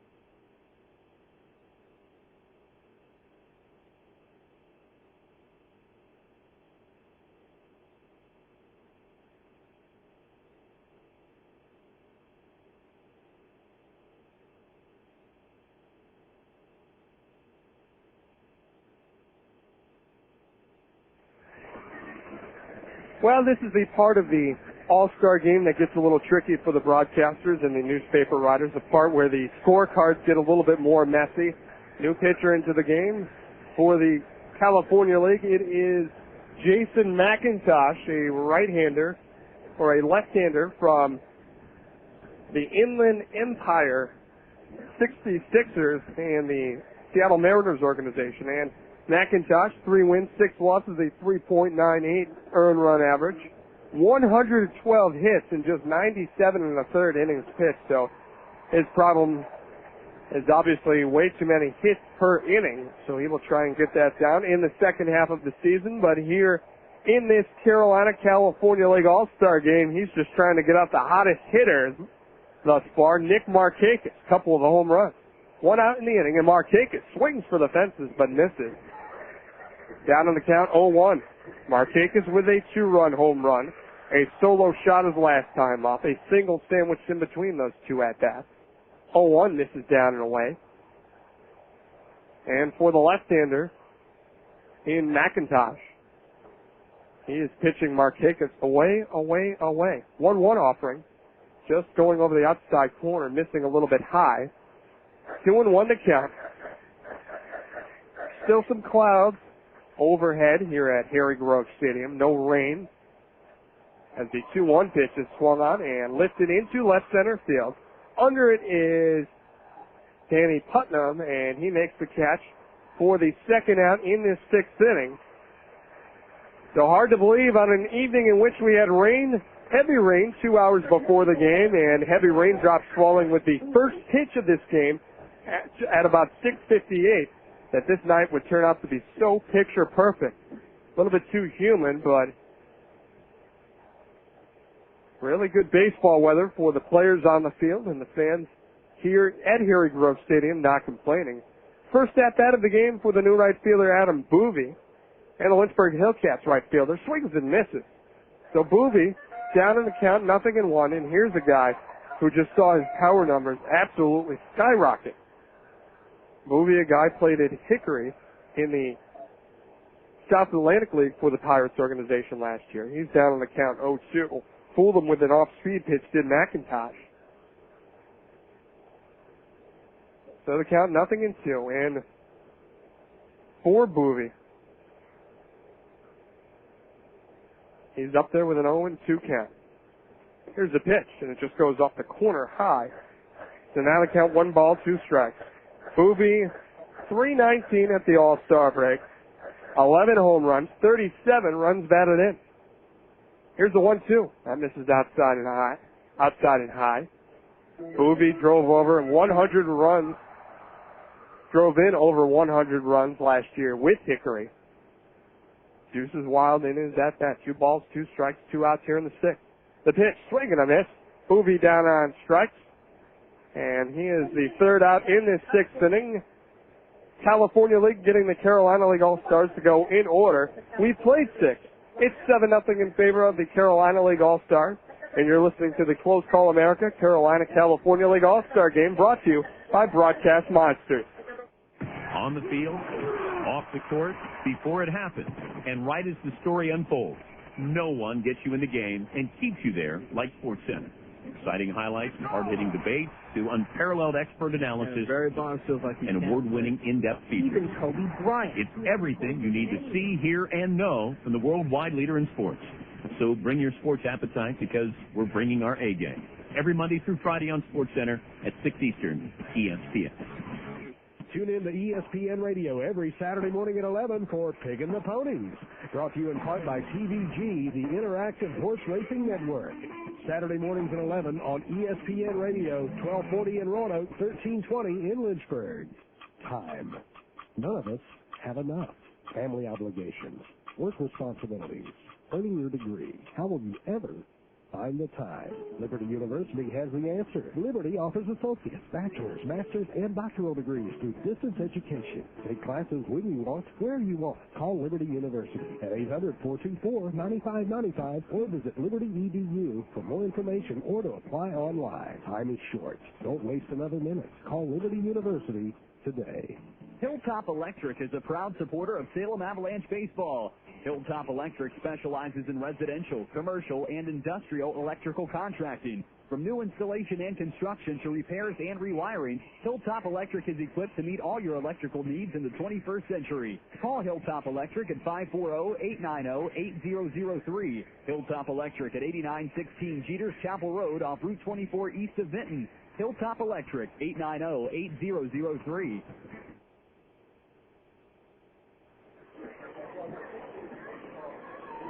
Welcome back here to the exclusive presentation of the 2005 Close Call America Carolina California League All-Star Game. Brought to you by Broadcast Monsters. Brandon Wood here leads off the 7th inning. It has been an all-Carolina League so far. They have 7 runs on 14 hits tonight. California League only 2 hits on the board. One of which was off this man's bat in Wood, who is 1 for 2 in this game. He had the first hit of the game for the California League. He was the first base runner for the club as he takes the fastball outside for the new pitcher in Chris Hernandez. So Hernandez is on the hill. A powerful right-handed pitcher. Now the 1-0. Fastball tipped into the mitt of Wood. 1-1. Hernandez, a member of the Lynchburg Hillcats. He is the closer for the Hillcats club. Once again, a club that is already headed to the playoffs. They won the Northern Division in the first half of the year in the Carolina League. 1-1 is a high heater that Wood chased and came up empty with. 1 ball and 2 strikes now the count.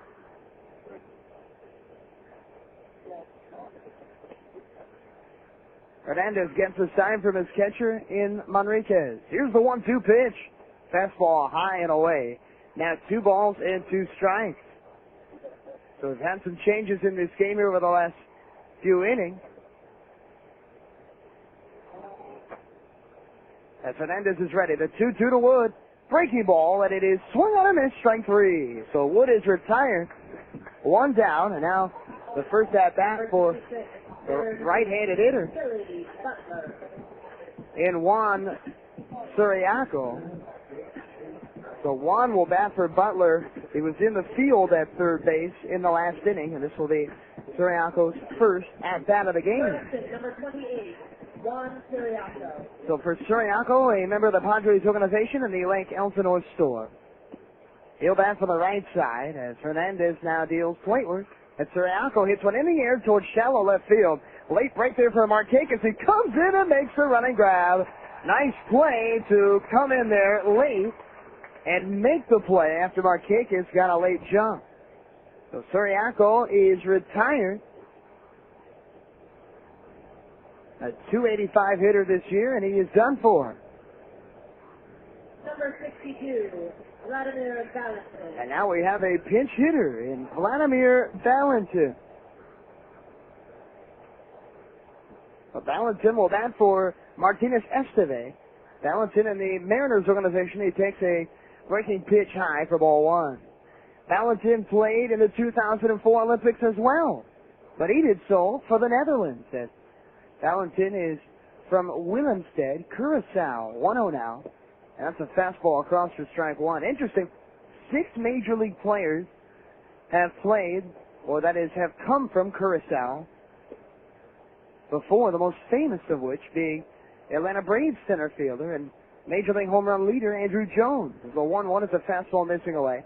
Now 2 balls and a strike. In fact, every major league player that is from that tiny island country in Curaçao, from the capital city in Willemstad, and that is the hometown of Valentin. 2-1, and he fouls it back to the screen. Count is now 2 balls and 2 strikes. Valentin with 14 home runs this year in his 65 games. The one thing that has hurt him has been the high strikeout totals, but he's a very good power hitter. 270 hitter, so a good average as well. Hernandez looks in, shakes off the first time from Enriquez. Now he's got what he likes.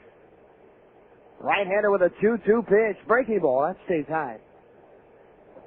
And the count is now full. 3 balls and 2 strikes to the Valentin. 1 out, nobody on. We're in the top of the 7th inning here at the 2005 Close Call America Carolina California League All-Star Game. Payoff pitch from Hernandez is a fastball. Swing and a miss. Big cut taken by Valentin. And the California League All-Stars go down in order in the top of the 7th. It's stretch time here in Frederick. And the Carolina League leads it 7-0. And you're listening to the Close Call America Carolina California League All-Star Game, brought to you by Broadcast Monster. We do our best to avoid it, to find relief from it. But pain is a constant companion for some people. If you or someone you love requires treatment for pain, choose Rehabilitation Associates of Central Virginia, the area's leading physical therapy provider. They offer physical therapy treatment in sports medicine and orthopedics, total joint replacement, foot and ankle rehabilitation, inner ear balance problems, and neck and back dysfunction.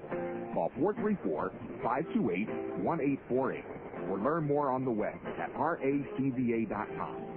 You don't have to live with constant aching resulting from injury, arthritis, connective tissue disease, a post-operative condition, joint replacement, or other reasons. Get help from Rehabilitation Associates of Central Virginia, with locations in Lynchburg, Appomattox, Forest, Brookneal, Hurt, Manellison, and in Bedford, just off Main Street. Tell your doctor you choose RACV for the high-quality physical therapy you deserve. Poplar Grove Golf Club, the last design of golfing legend Sam Snead, is one of Virginia's premier courses. Poplar Grove features all of Sam's signature characteristics. The layout is fantastic. Currently, full memberships are being offered by paying half the initiation fee now and the remainder upon completion of the clubhouse. Plus, seniors 55 and older can play on Mondays for only $42, which includes the cart.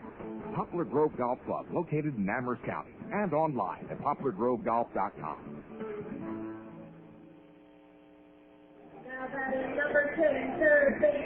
The 2005 Close Call America Carolina California League All-Star Game here from Harry Grove Stadium. It's 7-0. The Carolina League in front. The big night has been from a Frederick Key here in Frederick. Nick Markakis with a 2-home-run evening. Markakis 3 for 4 with 3 driven in. But now it's left-handed hitting Corey Casto to go against John Gregg. First pitch breaking ball. Misses well high. Gregg, a product of Beaumont, Texas. He's in the Kansas City Royals organization. He's actually John Gregg III. As the 1-0 is swung on a miss. Now 1 ball and 1 strike. Gregg, the only player in this game that used to be in the Carolina League. 1-1. Breaking ball is a check swing on a pitch low. They motion down to the first base umpire who says no. Count is 1-2. Tim Dog did not think that Casto offered at that. Greg last year was with the Wilmington Blue Rocks, a Royals affiliate that has now switched to the Red Sox organization. So 1-2 is fouled away, out of play to the left side.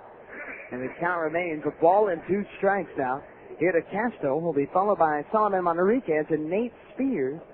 They are getting their first at-bats of the night following Castro. 1-2 is hit in the air towards fairly deep left center field. This ball is really deep, and it is out of here.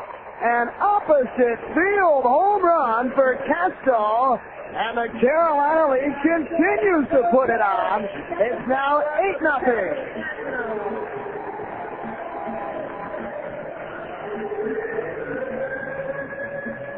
And Castro took a pitch that was away, and he drove it deep into the night to left center. Putnam and Timner out there were chasing after it. They just kept going. That was a solo drive, the 3rd home run of this ball game for the Carolina League. Now it's Manriquez, his first at-bat. The catcher takes low on the first offering from Greg. The count is 1-0 here to Manriquez. Solomon from the Potomac Nationals organization. As he swings and misses at the 1-0, now 1-1. For Manriquez, coming into this year, he was just a .239 hitter. But here in 2005, he's hitting .311 in Potomac. 1-1 is a breaking ball that is tip foul. 1-2 now the count. Manriquez, another Venezuelan product. They actually played on 4 different teams in the Nationals organization. Last year, the Montreal Expos organization in 04.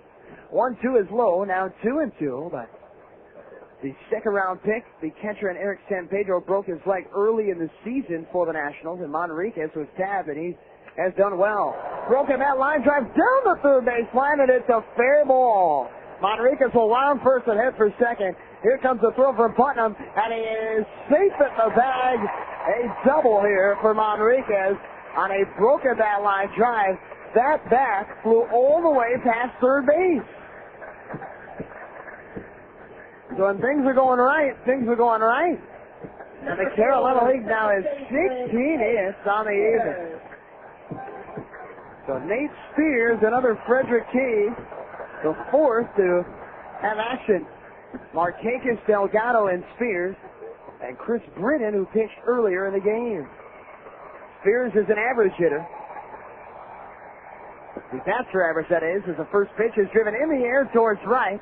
Back on the baseball first is Gaetti. Now he's coming in and he makes a running grab. And holding at second is the runner in Manriquez. Gaetti was fooled with that ball off the bat. It was a high fly ball off the bat of Spears. Gaetti broke back and had to really race in and make that play. So one away here in the bottom of the 7th. And now, back to the top of the order, and Bobby Kingsbury, who has come alive. 2 hits in his last 2 at-bats. He's 2 for 4. A run scored and a run driven in. It's 8-0 for the Carolina League. Fastball from Greg is low and away, 1 ball and no strikes. So John Greg is a left-handed pitcher. In fact, he's the shortest pitcher in this game. 1-0. Swinging a miss. Now 1-1. Overall, he's the shortest ball player this game. Just 5'8" is John.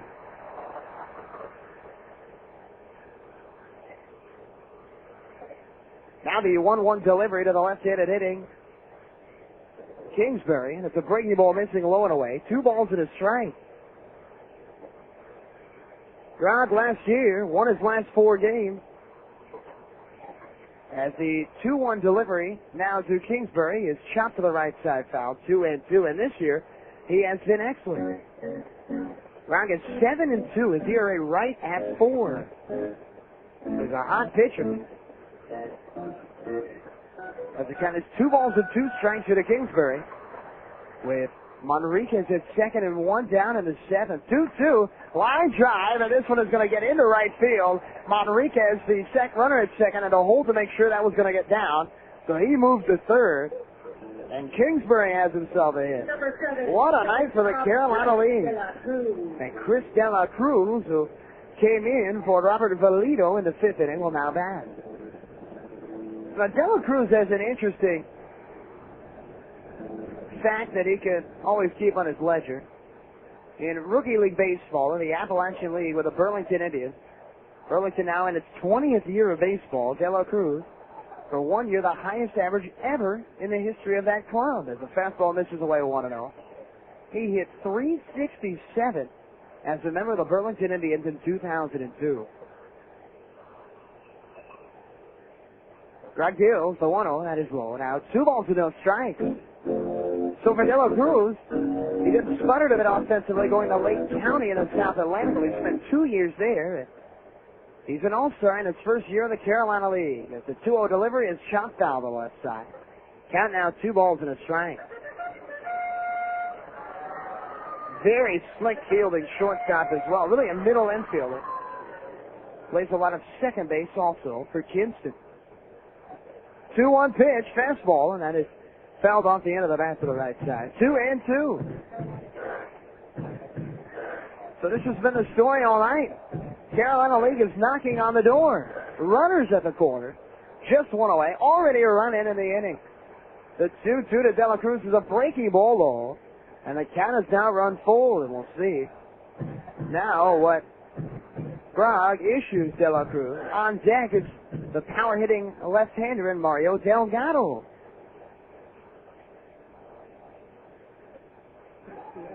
Grog comes set from the stretch, looks towards first, now deals play where 3-2 is on the outside corner, strike 3 looking. Good fastball there, and De La Cruz is done for. 2 away for Delgado, and now we might see a pitching change as Stu Cole goes jogging out to the mound, the manager of this California League team, and he's going to sub for a right-hander. So we're going to take a 1-minute break and be back here from Harry Grove Stadium. You're listening to the Close Call America Carolina California League All-Star Game for 2005. Brought to you by Broadcast Monsters.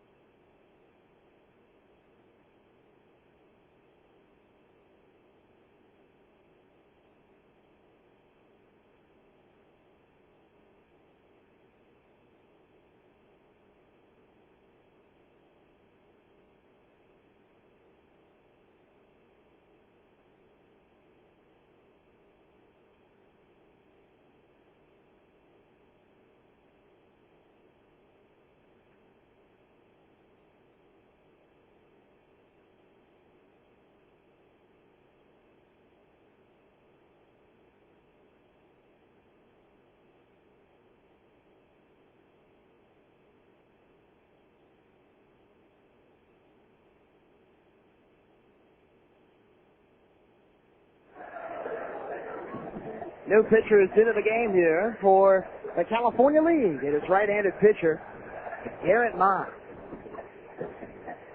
Garrett from the Lancaster Jethawks and Arizona Diamondbacks Farm Club was the third-round draft choice in 2004 out of the University of Houston.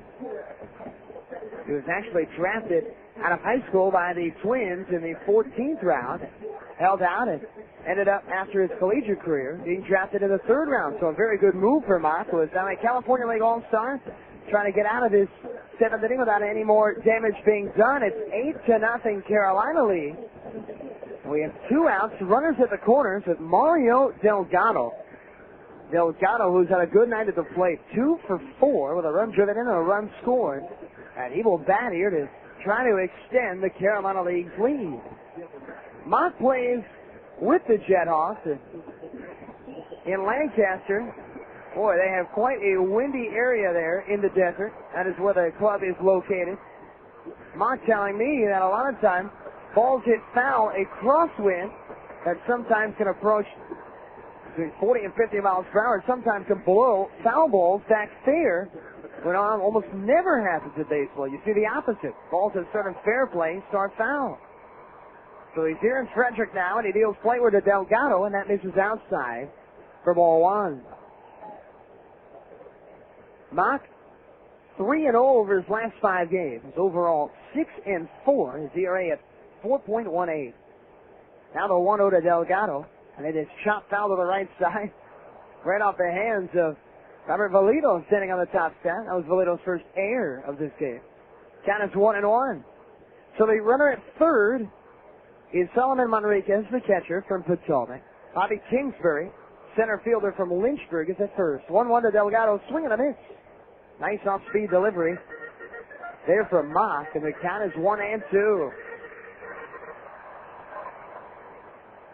The Carolina League has out-hit the California League by a staggering 17 hits to 2. 1-2. Popped up, shallow right. Gaetti coming in and over towards right center. And he's under it and makes the catch, and that's it for the Carolina League here in the 7th. They score 1 and do strand 2. And heading to the 8th inning, it is 8-0 Carolina League. And you're listening to the Close Call America Carolina California League All-Star Game, brought to you by Broadcast Monsters. All right, on the set of the bat, good and ugly. Here's Clint Beechwood. Yeah, well, now that I'm over 70 and still chasing bad guys who are half my age, I gotta find a way to keep up with them. That's why I'm getting a faster car, one with plenty of horsepower. Well, that plus I ran over some nails last night, so my tires are like shredded mozzarella.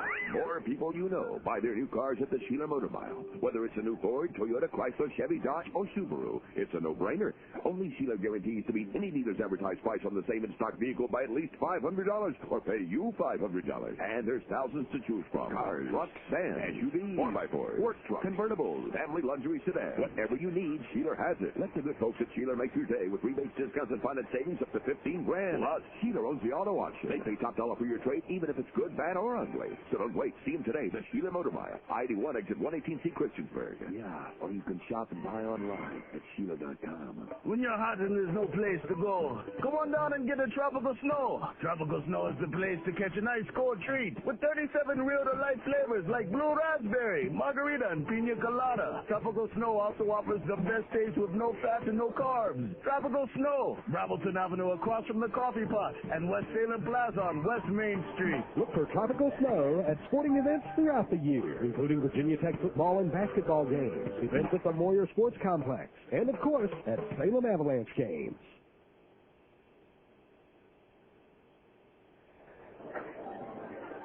New pitcher in the game once again for the Carolina League. It is right-hander from the Winston-Salem Warthogs. The Warthogs, the Chicago White Sox affiliate. And it is the closer in Aaron Wasserman, who wasn't drafted until after his senior year at Sanford in 2003. But between Kannapolis and Winston-Salem last year, had 31 saves, and he's had quite a year this year. Wasserman already with 16 saves here in 2005 at the midway point. First baseman in Kila, Kayahui will bat now. Kila is 0 for 2. So Kayahui, left-handed hitter. He'll be followed by Kataris, the new catcher, and Joe Gaetti. Here in the 8th inning, it's 8-0 Carolina League. We want to thank you for tuning in here to the Avalanche Baseball Network's exclusive presentation of the 2005 Close Call Carolina California League All-Star Game. Wasserman, who falls off to the right side with that side-winding delivery, deals a strike here to Kayahui to start this 8th inning. He starts with a very close stance, does Wasserman. Almost has his left foot a foot in front of his right foot. And he deals and misses low. And by in front, I mean across the rubber. It's very interesting. His right leg is based on that right side of the rubber, which would be the first base side. And his left foot, when he deals plateward, is over across the third base side of the rubber. 1-1. That is low and inside. 2 balls and a strike.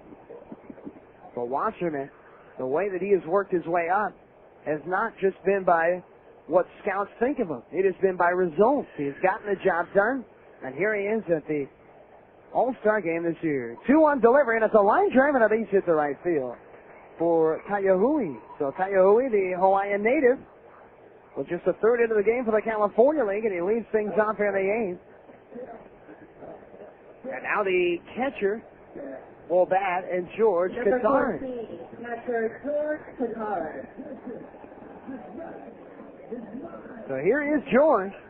Guitarist, that third member of the Greek Olympic squad that is playing in this game. He might have a bigger tie to Greece than the others. The pitch from Wasserman, and Guitarist shots at foul. In fact, Guitarist, who is actually a Canadian native, both his parents were born in Greece, and he could speak fluent Greek.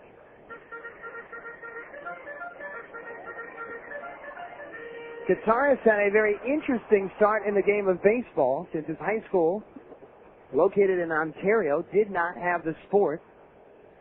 As the 0-1 from Wasserman is fouled back, he actually played fast-pitch softball in high school. So kind of an awkward way to get acclimated to the game. Not too many fast-pitch softball players end up making it to here. But Guitarist has overcame the odds.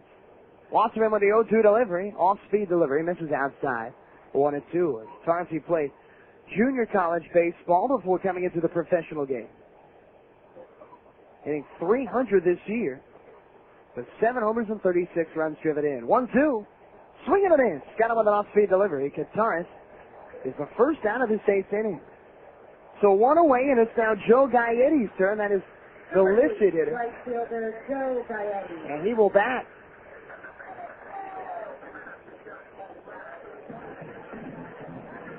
So Gaietti, the right-handed hitter,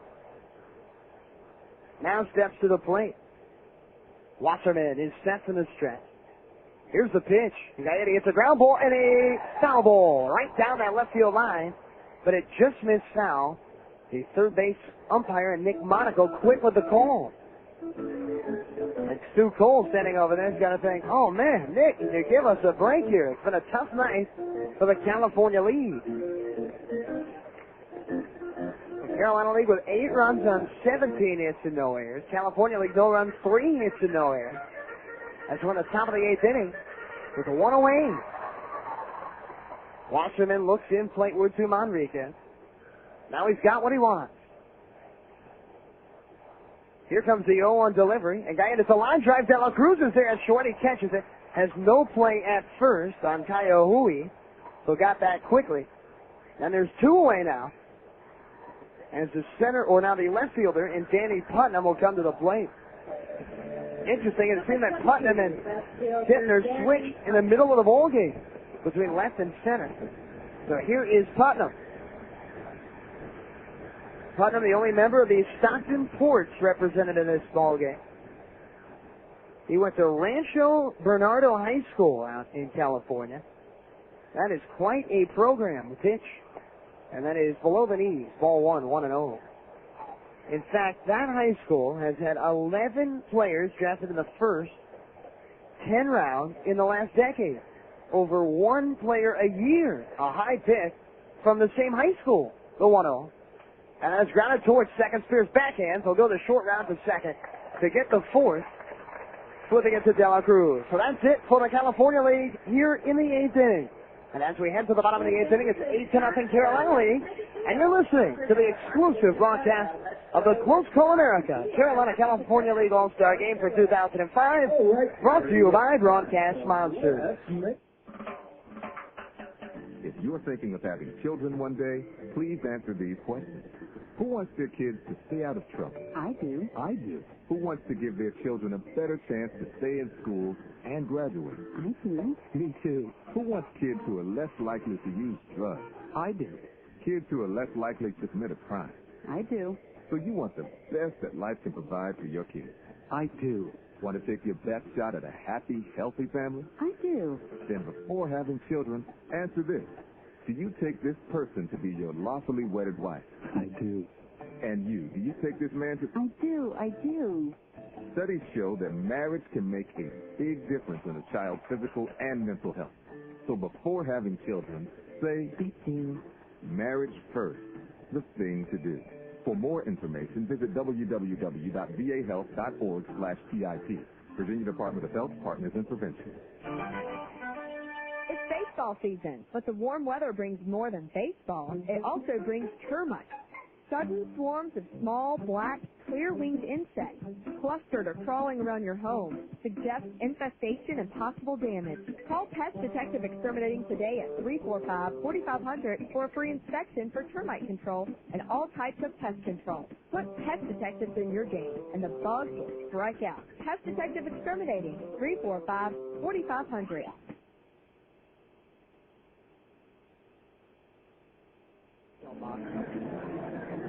Welcome back here to Frederick, Maryland. You're listening to the Close Call America California League All-Star Game. It is 8-0. The Carolina League leads it. A 2-run home run by Nick Markakis in the second, and it got things started for the Carolina League, and they've been on a roll since. As Garen Mock is still in the game, they'll face Josh Weitzel, new first baseman here to get things started here in this day's inning. Weitzel, a West Coast guy, California native, for Loyola Marymount University. Drafted in the 6th round of the 2003 draft. He had a great start to the year. Free in the month of April for the Potomac Nationals. So Weitzel has flanked up a bit, but he's had injury problems as he's missed minimal time with a sore left shoulder. As he stands in and awaits the first offering here from Mock. The pitch, and Weitzel takes ball one outside, a fastball away. Weitzel now at 279, 9 homers, 36 runs driven in. So Weitzel and Casto, the middle of the Potomac lineup, the 1-0. Big cut taken by Weitzel. And he came up empty, 1-1. He was not thinking single right there. So the right-hander in Mock is right back atop the hill. The product of the Diamondbacks organization deals the 1-1 outside. 2 balls and a strike here to Weitzel. He'll be followed by Markakis and Boovie. Nick Markakis, the hero of the night so far. Product of the hometown club here, the Frederick Keys. 2-1 is a ground ball, just foul towards that first base line. Tim Dump quick with a call. Weitzel tonight is 0 for 1. He's low out to left field back in the 6th inning. Nice grab made out there by Putnam.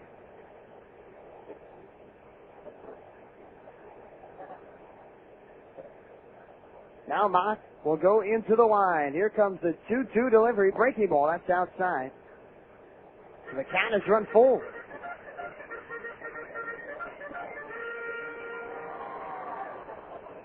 Potomac is the closest club here to Frederick, just down the road.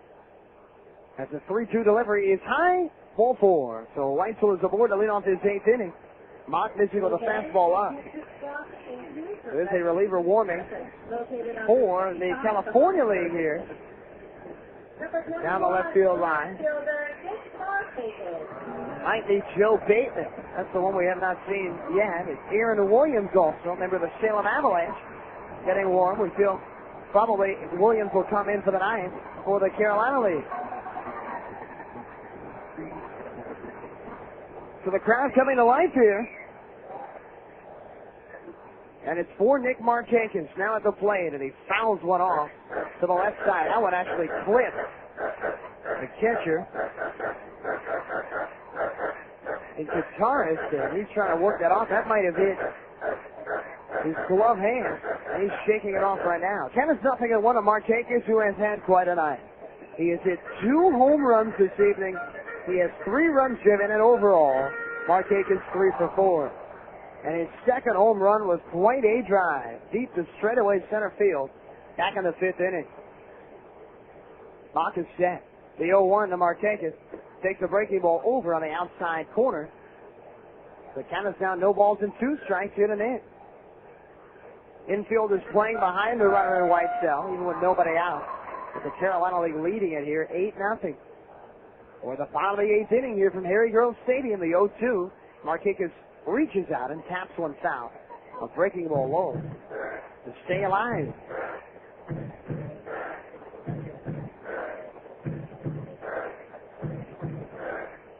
So Markakis is a left-handed hitter. He's going against the right-handed pitcher here in Garrett Mock. The big right-hander. He's 6'4", 215. He's ready. Here's the 0-2. Fastball swing and a miss. Got it by Markakis. And there's now one away in the eighth. And now Stu Cole's going to come out and quickly make a change. Number 24. With that, we're going to take a 1-minute break. You're listening to the Close Call America Carolina-California League All-Star Game for 2005. Brought to you by Broadcast Monsters.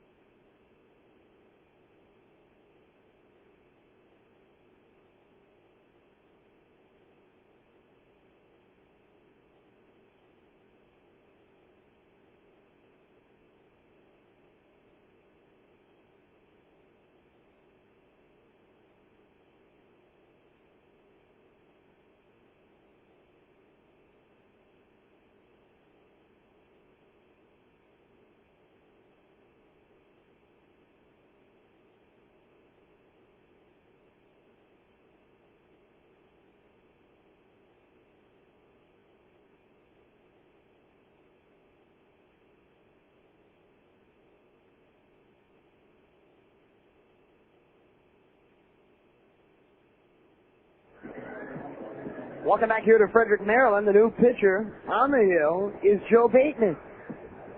Bateman from the San Jose Giants and the San Francisco organization. He is a sidewinder, the right-hander. Similar to Wasserman, who we just saw from the Winston-Salem Warthogs as far as his delivery of the baseball. Bateman has 4 saves over his last 6 appearances, and overall, just 1 earned run in his last 13 1/3 innings pitched. So he's had a very good season. He's 2-3 with a 1.62 ERA. Overall, 9 saves this year for Bateman. So he is the final pitcher to get work. So now the only player in this game that has not seen time is the lone representative of the Salem Avalanche, Aaron Williams. They're the only team of the 18 teams that has not had a ball player in. Williams, though, ready to pitch the 9th. For the Carolina League. It's 8-0. The Carolina League leads it. Right now, Josh Weitzel is on at first. 1 away in this 8th inning. It has been a great day for the Frederick Keys. This game being held here in Frederick, and the Keys have really come through. Mario Delgado has 2 hits in the game and 5 at-bats with a run scored and an RBI. Nick Markakis with 3 hits, 2 home runs, 3 driven in. Nate Spears has had a good game in the field so far, and Chris Britton, in his 1 inning of work, the reliever for Frederick, set down this California League club in order. So with 1 down, here comes Adam Boovie. So Boovie is at the plate. 0 for 1, he struck out swinging his first time up. One of the hottest hitters in the league, in the Carolina League, and he takes a breaking ball across for strike 1. Well, folks, tonight's attendance, 7,734. A Carolina-California League All-Star Game record. So congratulations to the fans and the folks, the staff of the Frederick Keys. What a great night, the 0-1. That's outside, 1-1. And to have that with the downpour that this field took 2 hours prior to the ball game is even more impressive. So Likewise is lead at first. Bateman looking in for the side. Now he comes set from the stretch. Here's the 1-1 to Boovie. The sidearmer deals. Strike 2 on the outside corner. Now 1-2. That is also going back before the Carolina-California League All-Star Game, the largest All-Star Game attendance total in the history of the Carolina League's All-Star Game, and that is dating back to 1968. 1-2 to Boovie, and he takes outside. 2 balls and 2 strikes.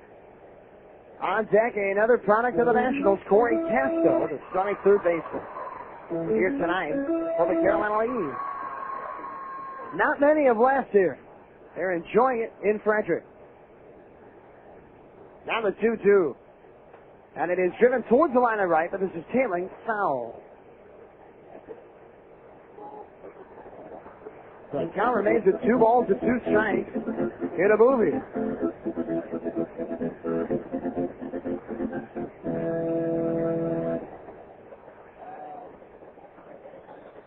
Boovie, who in this month of June is hitting .345, really a big athletic build for the Lynchburg Hillcats product. As a 2-2 now from Bateman. Here's the pitch. And Boovie swings and misses strike 3. So there's now 2 away, and it's Corey Castro's turn. And Boovie, who actually attended college at Northern Iowa with a football scholarship as a wide receiver, that shows you the kind of athletic and big build that he has. But he will head to the dugout after striking out for a second time tonight. 2 away, and Corey Castro will try to bring around his teammate and Josh Weitzel. Nationals with 4 representatives here on the Carolina League All-Star team. The pitch to Castro, and it's a breaking ball that flutters outside, 1-0.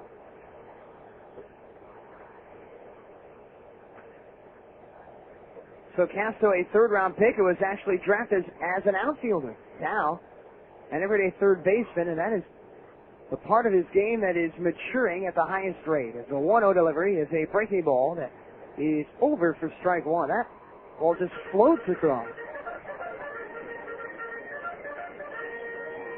And for Castro, his improvement has been huge, as he's not just getting into the being a fairly good third baseman, but he's starting to become quite a player at the hot corner. 1-1 is outside. Count is 2 balls and a strike down to Castro. He wears number 6, and he's also had a big game. Castro is 2 for 3, and he homered his last time up. A solo drive in the 7th inning. That went to left center field. Bateman is set. Now the 2-1 delivery. And that is a breaking ball that is outside, 3-1. And Bateman, he loves to mix and match his stuff. He doesn't throw too many pitches that are straight. His pitches flutter and float all over the place, and that's why he's such a tricky pitcher. He struck out 2 in the inning. Well, actually struck out 1 after he came in for a mock, as he deals a 3-1, and that's Anthony, strike 2. So the 3-2 count, Weitzel will be going from first.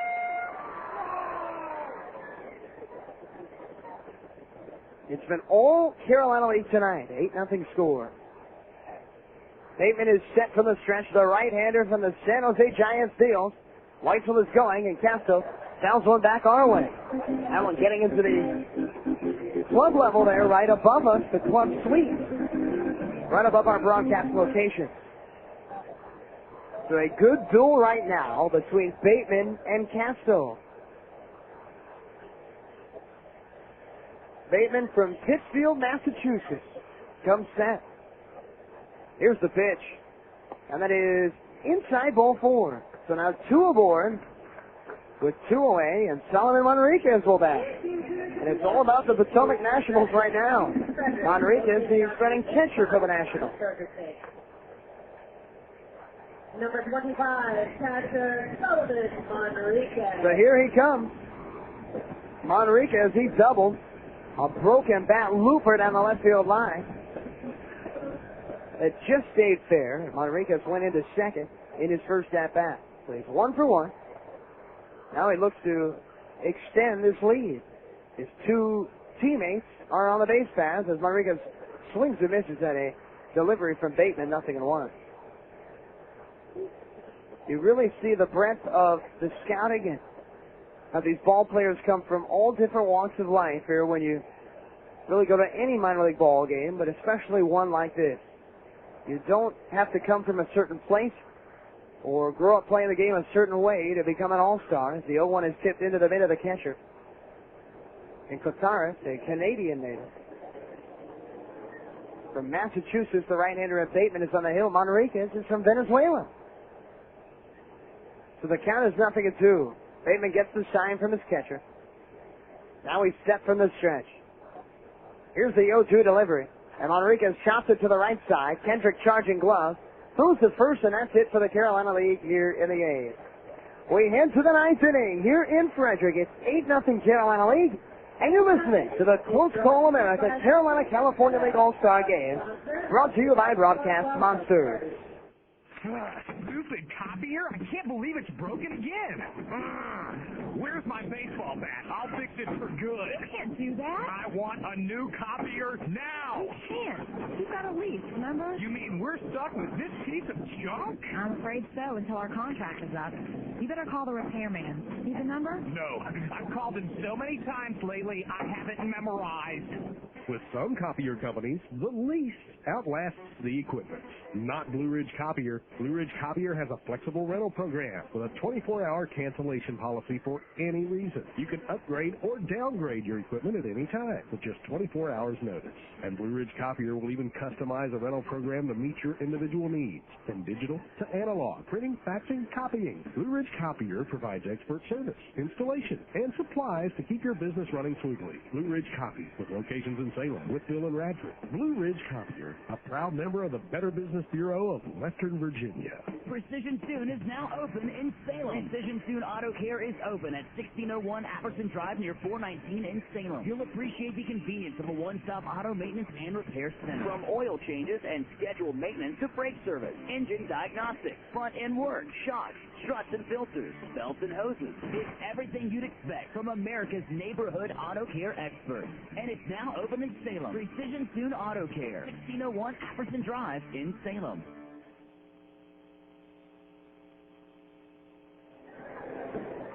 Welcome back here to Harry Grove Stadium in Frederick, Maryland for the ninth inning here of this 2005 Close Call America Carolina-California League All-Star Game. Finally, it's Aaron Williams, the final player who had not entered this ball game. He is the ninth and final pitcher here on this Carolina League roster. And Williams enters the game here in this ninth inning with an 8-run lead. It's 8-0 Carolina lead. You don't see many times a 9-pitcher shutout. So that is what the Carolina League will try to accomplish here. As Clay Timpner now will bat, number 9 hitter, to lead things off in this ninth inning. Aaron Williams, quite a story, a ball player that went into independent baseball after he was released by the Twins organization to pitch. And that is off the end of the mid of Manriquez back to the backstop 1-0. And he signed on with the Astros organization just last year and immediately was a hit. 1-0 is popped up foul out of play. Aaron was with the Lexington Legends of the South Atlantic League, and he led the South Atlantic League in appearances and saves. He came to the Salem Avalanche and took over closer duties as the 1-1 is a fastball for strike 2. So about that third week of the year, Williams became Salem's closer. As now he's into the line, the 1-2 to Timpner, and then he's just missing 2-2. And for Williams, even with that shortened time as the closer, he is the leader in the Carolina League in saves with 17. 2-2 pitch, and it's off the outside corner, and the count is full. And if you can't tell, Aaron Williams may be the fastest working pitcher in the Carolina League. He's already back atop the hill. No time to waste, the 3-2. And it's hit on the ground towards short. De La Cruz glove, throws off balance to first, and he got him! Nice stretch by the first baseman in White Sox, and there's one away. So De La Cruz kind of a bit nonchalant in ninth inning All-Star Game mode there, as he threw off 1 foot going the other way when he had time to set and fire. But in the end, White Sox made a great stretch and grab, and there's one down as Howie Kendrick will bat. Kendrick hitless so far tonight. Williams into the line, the pitch to Kendrick, and he takes outside for ball 1. So Kendrick, part of the Los Angeles Angels organization, now fouls away the 1-0 straight back. 1-1. Quite a middle infield. As John Versteeg told you earlier, between Kendrick and Wood, they are quite a double play combo. The 0-1, that is up and inside. Kendrick wheeling away from that delivery. Count is even up at a ball and a strike. Williams will now go down and get the rosin back to try to dry off the hand. It's Aaron's first All-Star game since he was an All-Star in the Frontier League as the 2-1 is fouled away. Aaron played in Gateway in the Frontier League after being released by the Twins, where he was a back end of the bullpen type guy there as well. 2-2 now, and then is fouled off of the mask of the catcher in Manriquez. So the count holds at 2 balls and 2 strikes. And on deck is Kendrick's teammate here in Brandonwood, here in this ninth inning. So Williams, the right-hander from Oakfield, New York, into the line, the 2-2, and it's a line drive towards right. Over on the baseball is Boovie, but he's not going to get to it. It's going all the way to the wall, and Kendrick's going to go in standing into second with a 1-out double. So a line drive down the right field line Number 7, shortstop. And for just the second time in this game, the California League has a runner in scoring position. So here is Brandon Wood now at the plate to try to drive home his teammate and the Carolina League's hopes of a shutout tonight. Wood came into tonight with a home run in 4 of his last 5 games. He is driving the baseball. And when you can do that as a shortstop, you are quite a high commodity. There's a swing and a miss. Wood behind the good heater from Williams. Aaron throws hard. He can get it up there at about 93 miles per hour. That's what he tops out at. 0-1 to Wood. Breaking ball, that's high. 1 ball and 1 strike. So for Wood, the leader in minor league baseball, not just in the California League or in these 2 leagues, but in all the leagues in the minors with his 26 homers this year. He's in from the right side, the 1-1, and then is on the outside corner with an off-speed delivery. Count is now a ball and 2 strikes. Williams, he wipes the sweat from his brow. Now he looks in for the sign from Manriquez. He nods his head in approval as the 1-2 to Wood. He swung on and missed. Strike 3. Got him with a breaking ball. So the fans come to life a bit here as Juan Suriaco will come to the plate with 2 outs, just 1 out away from the Carolina League winning this ball game and taking the overall series lead in this long-time series between these 2 leagues. They came into this night tied 3-3-2. Each league winning 3 times in the 8 prior games. Williams deals to Suriaco, and it's low for ball 1. It's been all Carolina League tonight. 8 runs, 17 hits and no errors. The California League with no runs, 4 hits and no errors. So Williams trying to keep that big 0 on the scoreboard for the California League. Now the 1-0 to Suriaco, and he takes the strike on the outside corner. 1-1. Suriaco came into this game in the 7th inning, and he flew out to left field his first time up. From the stretch, the 1-1. That's outside. Now 2 balls and a strike.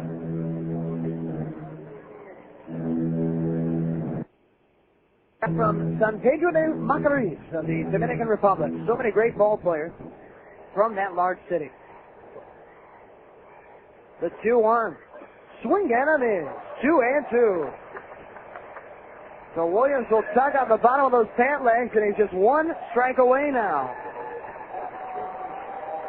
Got his 2 balls and 2 strikes. And will look in for the sign now. The crowd comes to life here. Now the 2-2 delivery to Suriaco, and it is outside. Count is full.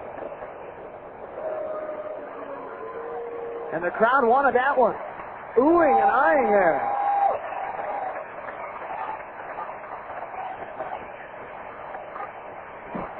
Williams now with the payoff pitch. Swing and a miss. Strike 3. The ball game is over, and the Carolina League has shut out the California League. Final score, 8-0.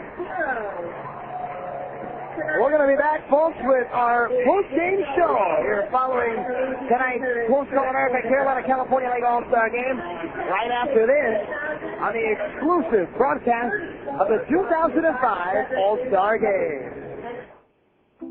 We do our best to avoid it, to find relief from it. The pain is a constant companion for some people. If you or someone you love requires treatment for pain, choose Rehabilitation Associates of Central Virginia, the area's leading physical therapy provider. They offer physical therapy treatment in sports medicine and orthopedics, total joint replacement, foot and ankle rehabilitation, inner ear balance problems, and neck and back dysfunction. Call 434-528-1848 or learn more on the web at racva.com. You don't have to live with a constant aching resulting from injury, arthritis, connective tissue disease, post-operative condition, joint replacement, or other reasons. Get help from Rehabilitation Associates in Central Virginia, with locations in Lynchburg, Appomattox, Forest, Brookneal, Hurt, Manellison, and in Bedford, just off Main Street. Come to RACV with a high-quality physical therapy you deserve. It's your choice.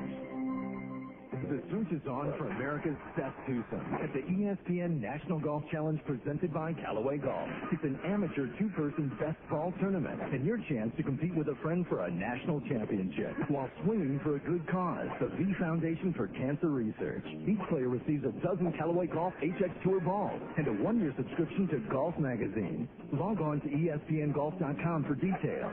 The ESPN National Golf Challenge presented by Callaway Golf. Sign up today.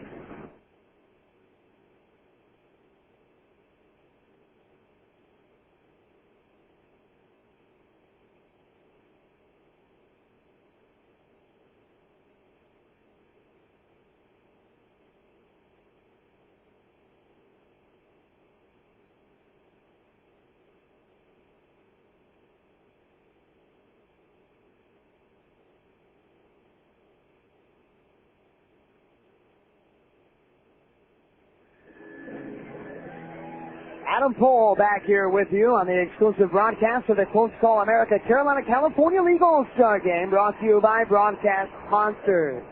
And it was all Carolina League tonight here in Frederick, Maryland. John Hopkins, the commissioner of the Carolina League, right now down on the field to accept the trophy for the victory for the Carolina League, the fourth time that they have won this ball game. And now this ninth year that this game has been held. It was a fun event. Next year this ball game will be in Salem, Virginia at Salem Memorial Baseball Stadium, where these two teams will be at it once again. We had so many talented ball players tonight. And early on it was the number one prospect in the Baltimore Orioles organization and the hometown hero of these fans here in Frederick, Nick Markakis, who hit a two-run home run in the second inning. After Leo Daigle led off with an infield single, that two-run home run made it a 2-0 game. The Carolina League would add a run in the third to make it 3-0. They blew this game open. 3 home runs in the game for the club. Nick Markakis had 2 of them. He had a solo drive to center field in the 5th inning, and then Corey Casto had a solo drive the opposite way to left center field in the 7th inning. All 9 pitchers pitched for the Carolina League in what was a 4-hit shutout. Final totals 8-17-0 for the Carolina League. The California League with 0-4-0. As now we're going to go down to the field with Ryan Sakamoto, the Director of Media Relations with the Frederick Keys, to present the trophy to the Carolina League. Wanted to let you all know, the fans here in attendance helped set a brand new Carolina California League attendance record with 7,734 people in the stands. Give yourself a round of applause. First, what we wanted to do tonight, though, is we wanted to present the Carolina California League All-Star Trophy to the Carolina League President, John Hopkins. And to do that, we're going to turn it over to John Oldham. Thank you to all the fans for their attendance this evening and their happy response to the score out there. It was deep with deep regret that I give this trophy to John Hopkins.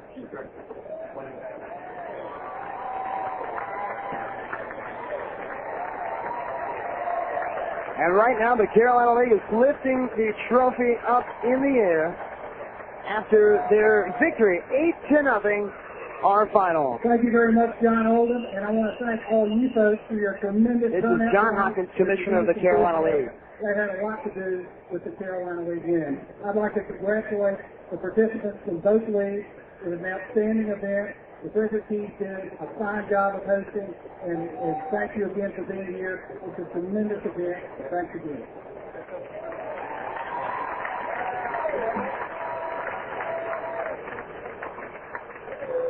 Right now we wanted to recognize Chris Dragset from Close Call America. Chris Dragset, if you will.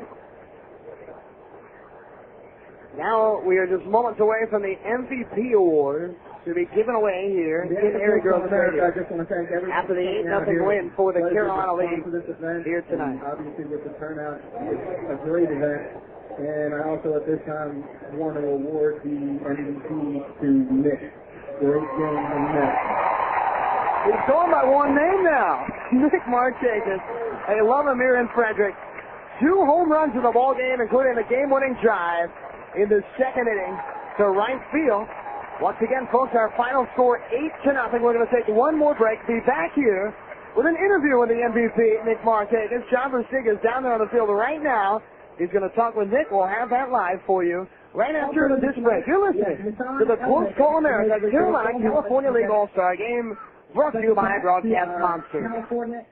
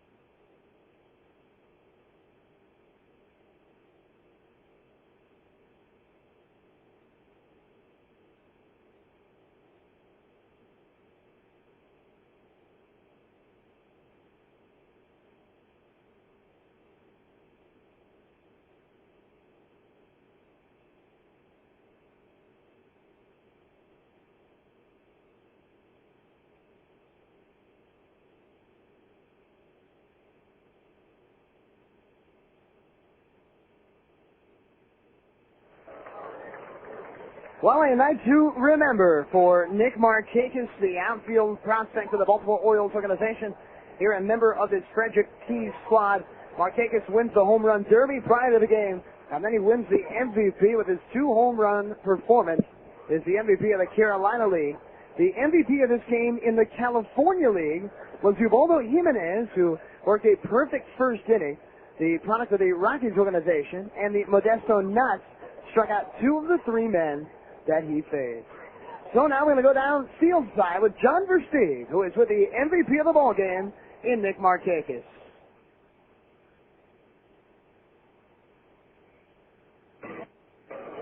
Welcome back here on the Close Call America Carolina California League All-Star Game post-game show. And it's John Versteeg sitting down with the MVP of the proceedings tonight, Nick Martinez from the Frederick Keys. Nick, a hell of a night. Couple of home runs, a single, and really for you, how great does it feel to do this in front of the home fans? Oh, you know, it's great coming out here. It's an honor to be selected in the first place. And, you know, we had a great bunch of guys, and we came out here and played hard, and we went up on top. And, you know, the fans out here were great, and I couldn't have been more happier, and couldn't have been playing at a better place. You seem like a guy who just kind of takes things in stride. First the home run derby championship, and now really a great offensive performance in front of the home fans. Did you seem nervous coming into the game? Because you certainly weren't at the plate. No, you know, that was my first home run derby I've ever been in, and it felt good. I didn't try to do too much, you know, and things just worked out, and then I just took it into the game. I didn't try to overswing or anything. Just hit the ball where it fits, and things worked out. Nick Martinez, thanks very much. Enjoy it tonight. Thank you. That is Nick Martinez there with John Versteeg here tonight. As the Carolina League, now the fireworks display just beginning here at Harry Grove Stadium. Fans having a great night of baseball. It was really in doubt around 4 o'clock when a torrential downpour, a quick one, came through this Frederick area. But the grounds crew came through. They might have been the MVPs of this game to get this field ready for play. And even though there were wet spots around, there was no doubt about that. Just a great, great facility. And it was the place that held the largest crowd in the history of the Carolina California League All-Star Game. So that's going to do it for us here in Frederick. Thank you so much for joining us here. This has been the Avalanche Baseball Network's presentation of the Close Call America Carolina California League All-Star Game. I want to thank our cohorts here today. First of all, from the Potomac Nationals Radio Network, Dan Lang. From the Lynchburg Hillcats Radio Network, Justin Fredrickson. And then here from the Salem Avalanche Baseball Network, John Versteeg. My name is Adam Paul. I just want to thank our main engineer, Jason Hart, back at our head studios in Roanoke, Virginia. Once again, our final score here today, the Carolina League 8 and the California League nothing. And you heard it all right here on the exclusive carrier of the Close Call America Carolina California League All-Star Game, Broadcast Monsters.